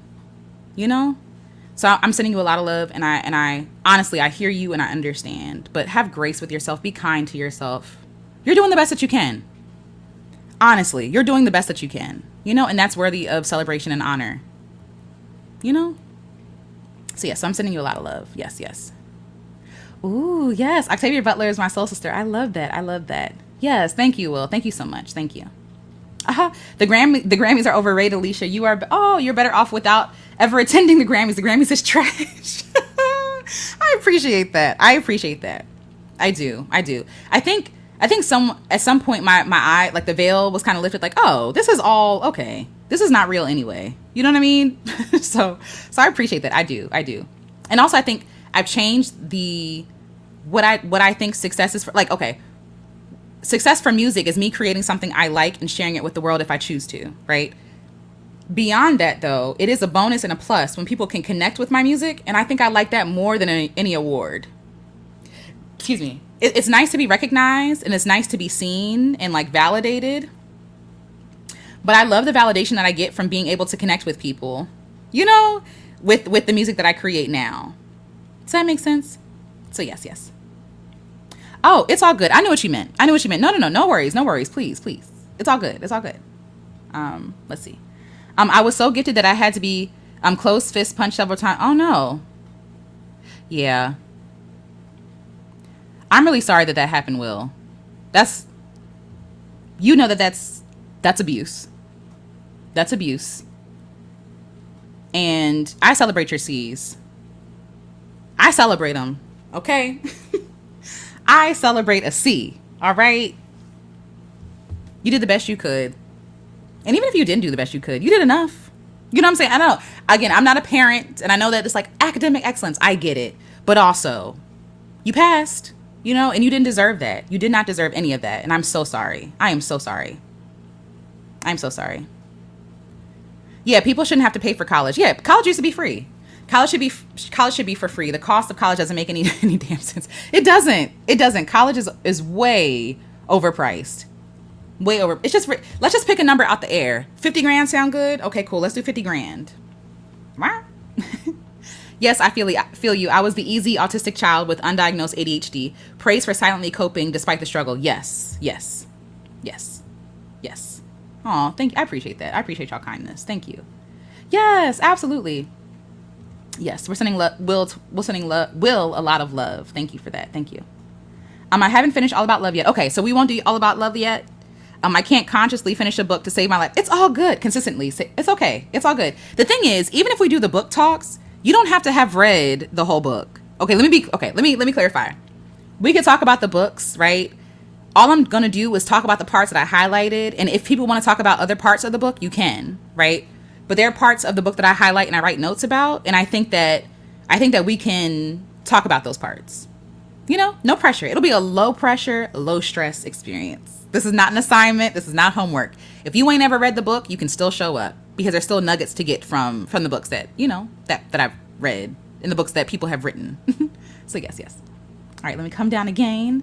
Oh, thank you, Nack. Thank you. Hello. It's good to see you.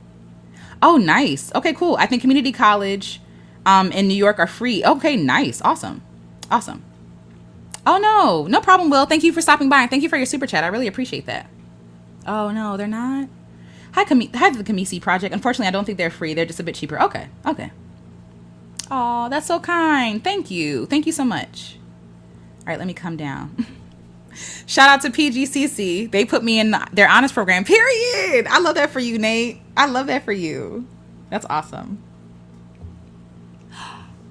Hannah! I've decided to switch and start going to art school, but it's been 5 years since I graduated from high school. Feels intimidated to start from scratch now. Go for it. I am 34 years old. At some point, I might want to go back to school to learn. Go for it. Again, these fake timelines and things like that, throw it out the window. It's all fake. It's all made up. It doesn't exist. You know? I don't know your age, but if I'm doing the math correctly, if you graduated from high school 5 years ago, that would make you, what, 23?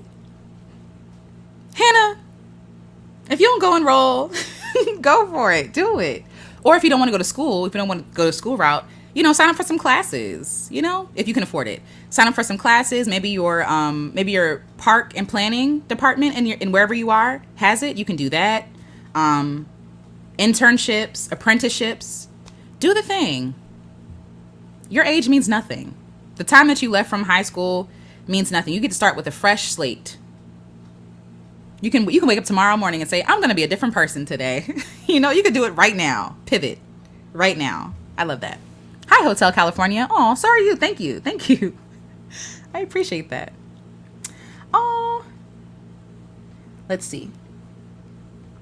I don't think all community colleges understand that students have to work besides go to school. Fair. That's fair. That was just my experience at CCBC, because there were some during the day, but I took the ones in the evening all the time because I had a job. I had to work. All right, let me come down.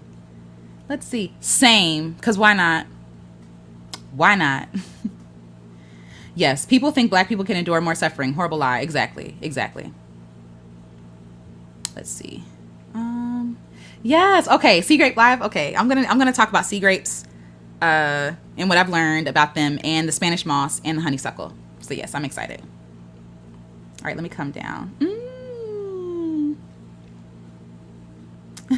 Ooh, that's a similar reason I like king snakes. They eat venomous snakes and are immune to venom. Wow. They also generally calm snakes until provoked. They're also generally calm snakes until provoked. Oh, not like me. I love that. I never knew that about that. Yes, of course. All right, let me come down. Hold on. What did I see? ICDC College? Wait a minute. Wait.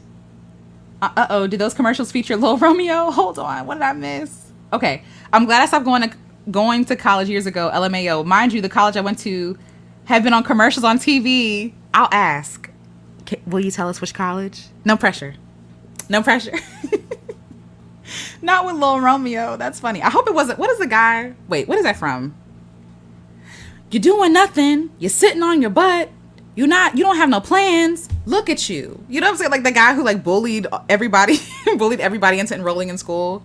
I forget what school that was for, but apparently he didn't even go. Yay. All right, let's see. I'm gonna come down. Dang, I'm really behind. Okay, hold on. Oh, Everest College. Okay. Everest College. Yes, ITT Tech. Right. Hello. Yelling at us. Like, geez, you're sitting on your butt. You're useless. You're dusty. Like, I don't know if y'all remember that meme of, it's actually really sad, but the Scared Straight, where the guy was like, your hair's uneven, you're dusty. That's how I imagine the guy was talking to us, just like dragging us. Yes, Everest College, thank y'all. That's funny. But yes. Oh, sorry, the book is the author Jen Hewitt. Oh, Jen Hewitt, thank you. Let me see. I'm gonna look it up. The author. Aw, yes, thank you for sending Will a lot of love. Thank y'all. Okay, yes. I'm recommending the book to you, This Long Thread, Women of Color on Craft, Community, and Connection. Thank you. I'm just going to take a screen. I'm just going to take a picture. All right, let's see. Sorry, y'all. This is me taking pictures of the chat. Okay, thank you. All right, y'all. Let's see. Oh, they were free a few years ago, but before I moved to North Carolina, I knew a few friends who went back with no cost, but I think there was requirements. Okay. Yeah, I think that it should just be free. Oh, true. College abroad is cheaper. Also, right. Take some classes in Spain. Why not? Okay. That part. The Kamisi Project says, I've spent the majority of my life unlearning. Yep. All the trash they told me I needed to be, have, and accomplish. I'm finally getting some air. And I love that for you. That's beautiful. Isn't it like refreshing? It's like, I'm actually doing okay. All right, let's see. All right, y'all. Oh, hi, Crystal. Hello. Hi, I was about to watch your video about anger, then I saw you were live. Thank you for being here. I appreciate that. Get connected for free with Education Connection. Get connected for free. Yes, that part. You ain't even that cute, right? Dragging that little boy. Oh my goodness. But yes. Let's see. It took me almost 7 years to get done with school. I'm sure it was due to ADHD and depression. Yeah. Some semesters were up, some were down. Yes. It took me 9 years to get my college degree. 9 years. It takes time. And every year after the fourth year, I felt like a failure. I was like, oh, here comes the fifth year. Oh, here comes the sixth year, seventh year. And it was really because of my depression too. My depression and anxiety. I had a lot of anxiety. Because I was trying to live up to this teacher, to this teacher, who said that I wasn't enough, but also like I was just going through a lot of crap in college. And again, college is not made for people. College is not made for humans or human things or needs, right? Or experiences. We're punished for being human in school. So I'm sending you a lot of love, child of 83. It's okay. It's okay that it took you 7 years. People, you got to take your time. It will take the time that needs to take, you know? Um, but I feel that. I feel that. There was a beauty school in this area back in the day. There was a guy in a big luxury car imploring people, come join me in my beauty business. What? Not in a big luxury car. That's funny. Mary Sparkles Like Will says, I got kicked out because of loans somehow, and I had to recollect myself for me to get back in the game. I am so sorry. College is... Can we talk about it? We should talk about it. How Marissa Price talked about it on her channel. But college is traumatizing. College was very traumatizing to me. I know a lot of people loved it. Like, oh, people would say like, these are the best years of your life. I'm like, I surely hope not, honey. I surely hope not. Because this sucks. This sucks. Oh, Marissa, I just said your name. Hi, Marissa. It's good to see you. Good to see you. Yes, yes. Alicia, I love how your videos make me feel like I matter in this world. And you do matter. And that makes me happy that you feel that way. I'm happy. And you do matter, Yolanda. You do. You matter. Yolanda. You matter. You matter. Everybody matters. You matter. Student loans suck. They do. They do. And they literally suck the life out of you. You know what I'm saying? Defaulting of loans and paperwork, ridiculous. Like, at this point, I'm like, y'all want to take the degree back? Shoot, you can have it. I'm not even using it, honey. You can have this degree. Freedom Jones says, I stopped attempting finishing high school back in 2016 and was going through a lot. Yeah. I have since escaped abuse, got diagnosed with ADHD and autism, being safe and being safe to take care of chronic health issues. Freedom Jones, I'm sending you a lot of love, and I'm glad that you were able to get the diagnoses so that you can get the tools that you need. You know what I'm saying? Get the supports that you need. So yes, yes. And we honor that. Among other things, I'm taking time to go back to school. I love that, and I celebrate you. This is me hand clapping you. That's exciting. Congratulations, Freedom Jones. That's awesome. That's awesome. Awesome, awesome, awesome. Yes, yes, yes. Child of 83 says, I always procrastinated on doing FAFSA work, and was almost always kicked out of the dorms because I didn't have them done a month into the first semester. I got used to it by my fourth year. Yes, yes, yes. Understand. It's a lot to keep up with. It is. It's a lot to like double check and make sure you have your, all the things in check.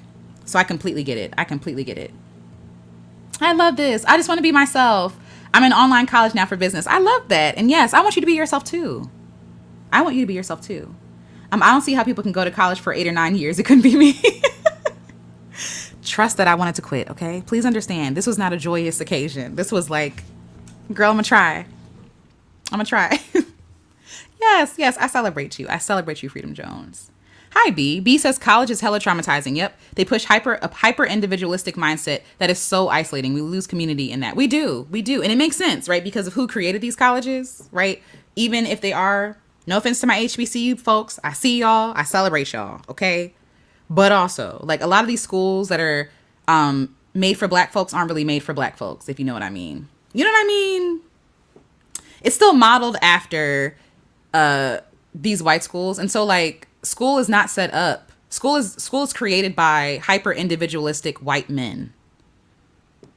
You know what I'm saying? So like if you don't fit that category of what they think, how high you should be, like how hard you should be working for the thing, then you're already not going to fit. And I felt like, and I think for me, like when I went to college, immediately I felt like I was behind. Immediately. Like it just felt like everything was just going too fast. It was just so much at the same time with no like real connection to the stuff that they were teaching. You know what I mean? So yes, I agree with you. Hi, Kaya Bell. I dropped out of college and went straight to working. I've been very happy and debt free, but recently I was thinking of going back because I feel like I should have a degree. Okay, let's check in with that should. Who do you feel do you feel pressure from someone to have that degree? I'm not saying don't get it, by the way. If you want to get it, do it, right? But make sure that you're doing it for you and not to please other people, not to feel like you belong or that you're worthy or that you're enough. But whenever I hear should, and even for myself, because I get caught up in my shoulds too, right? Whenever you hear should, like think to yourself, like, is this something that I really feel called to do? Is it something that is required for something that I want to do, right? Versus like, oh, I should have a degree because they say, whoever they are, say I should have a degree. You know? So just take a second, take a beat. Not saying don't do it. Just take a beat and check in with yourself. You know? So yes. Yes. All right, y'all. I think we are done. I think we are done. But yes, that part. Please only get the degree if it will improve your life significantly. Right. Or if you can afford it. If you got the money, go for it. You know what I'm saying? If you want to just learn, go for it. But please understand, please chew on it for a second. You know what I'm saying? Count the cost. Literally and figuratively. Count the cost, how much it's going to cost you, how much time it's going to cost you, effort. Do you have the supports in place? All the things before you go into it. Because I really wish that that somebody would have asked me that before I enrolled in college. I was 18, right? Signing papers for loans and all this other stuff at 17. What did I know? Nothing, you know? So my advice is just to go in with a plan, and make sure that you're getting your needs met, not somebody else's expectations. You feel me? Your desires met, not somebody else's. So yes, exactly. Treat it like any other buying decision. Exactly. Because it's a pretty penny. You know what I'm saying? I will say I actually did find community with people at my school. That's beautiful.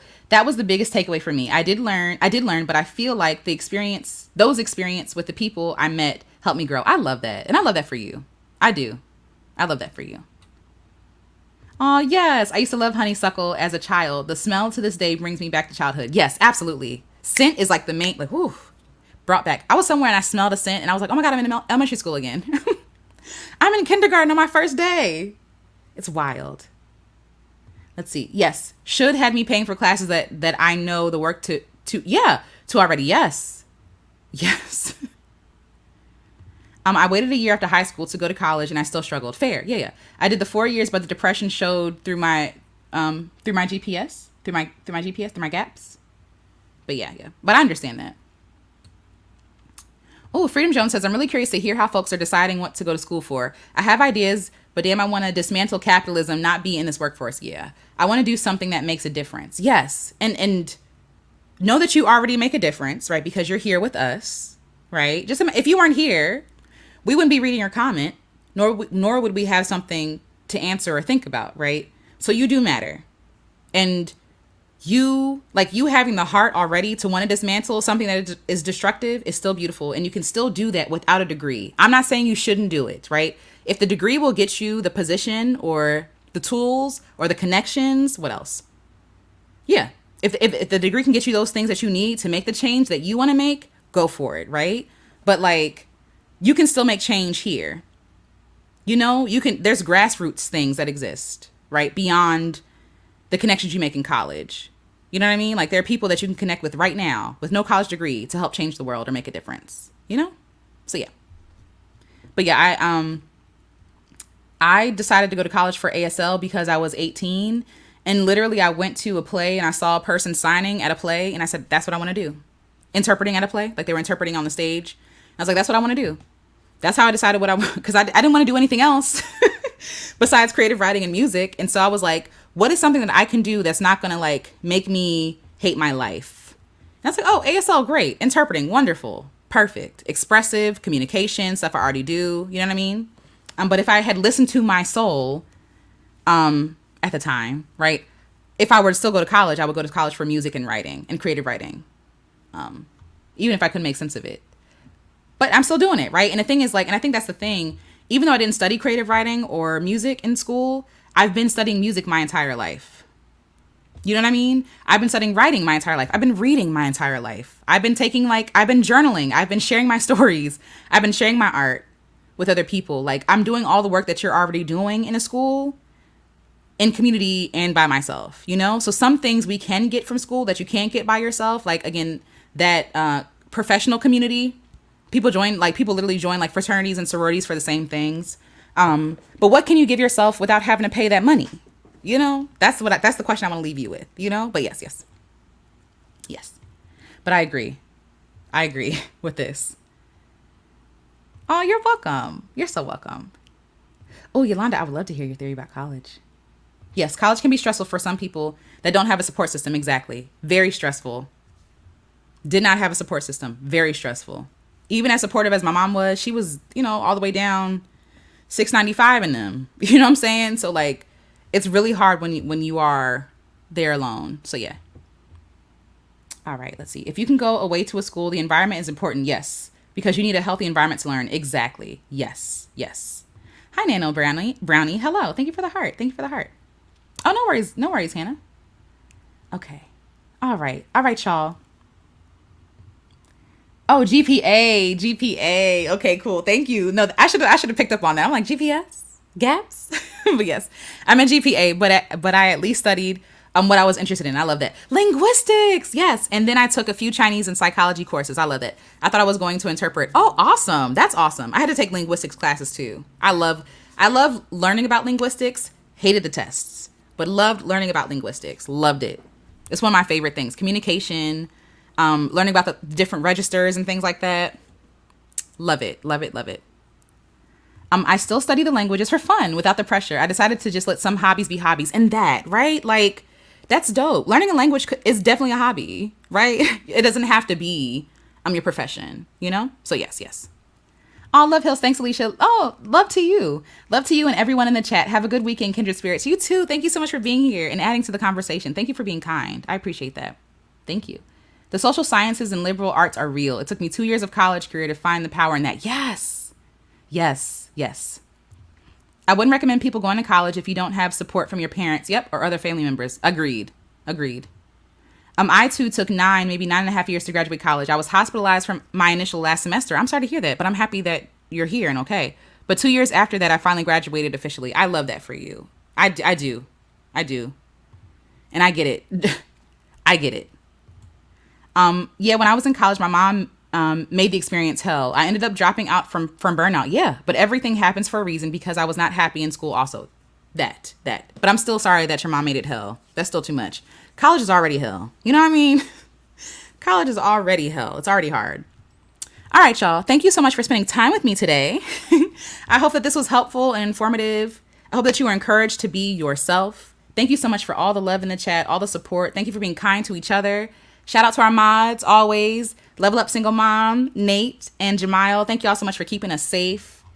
Thank you to Will for the $10 donation. Thank you so much. Thank you, Nicole, for joining the membership. I appreciate that. Thank y'all so much. And I'm going to head out. I'm going to drink some water, play some video games, get ready to watch Marissa later today. She has an interview.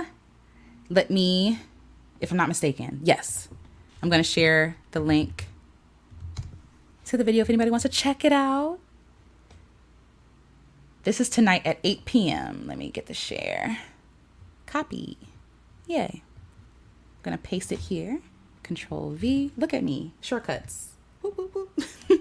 So yes, much love to you all. Oh, you're welcome. Thank you, Uniquely Nisi. Thank you so much for adding to the conversation. And thank y'all for being so kind. Make sure to love yourself. Love your kid's self. Your kid has the answers. Love each other. And I will talk to you all in the next live. Okay? Bye, everybody. Have a beautiful day. Have a beautiful weekend. All right. Bye, y'all.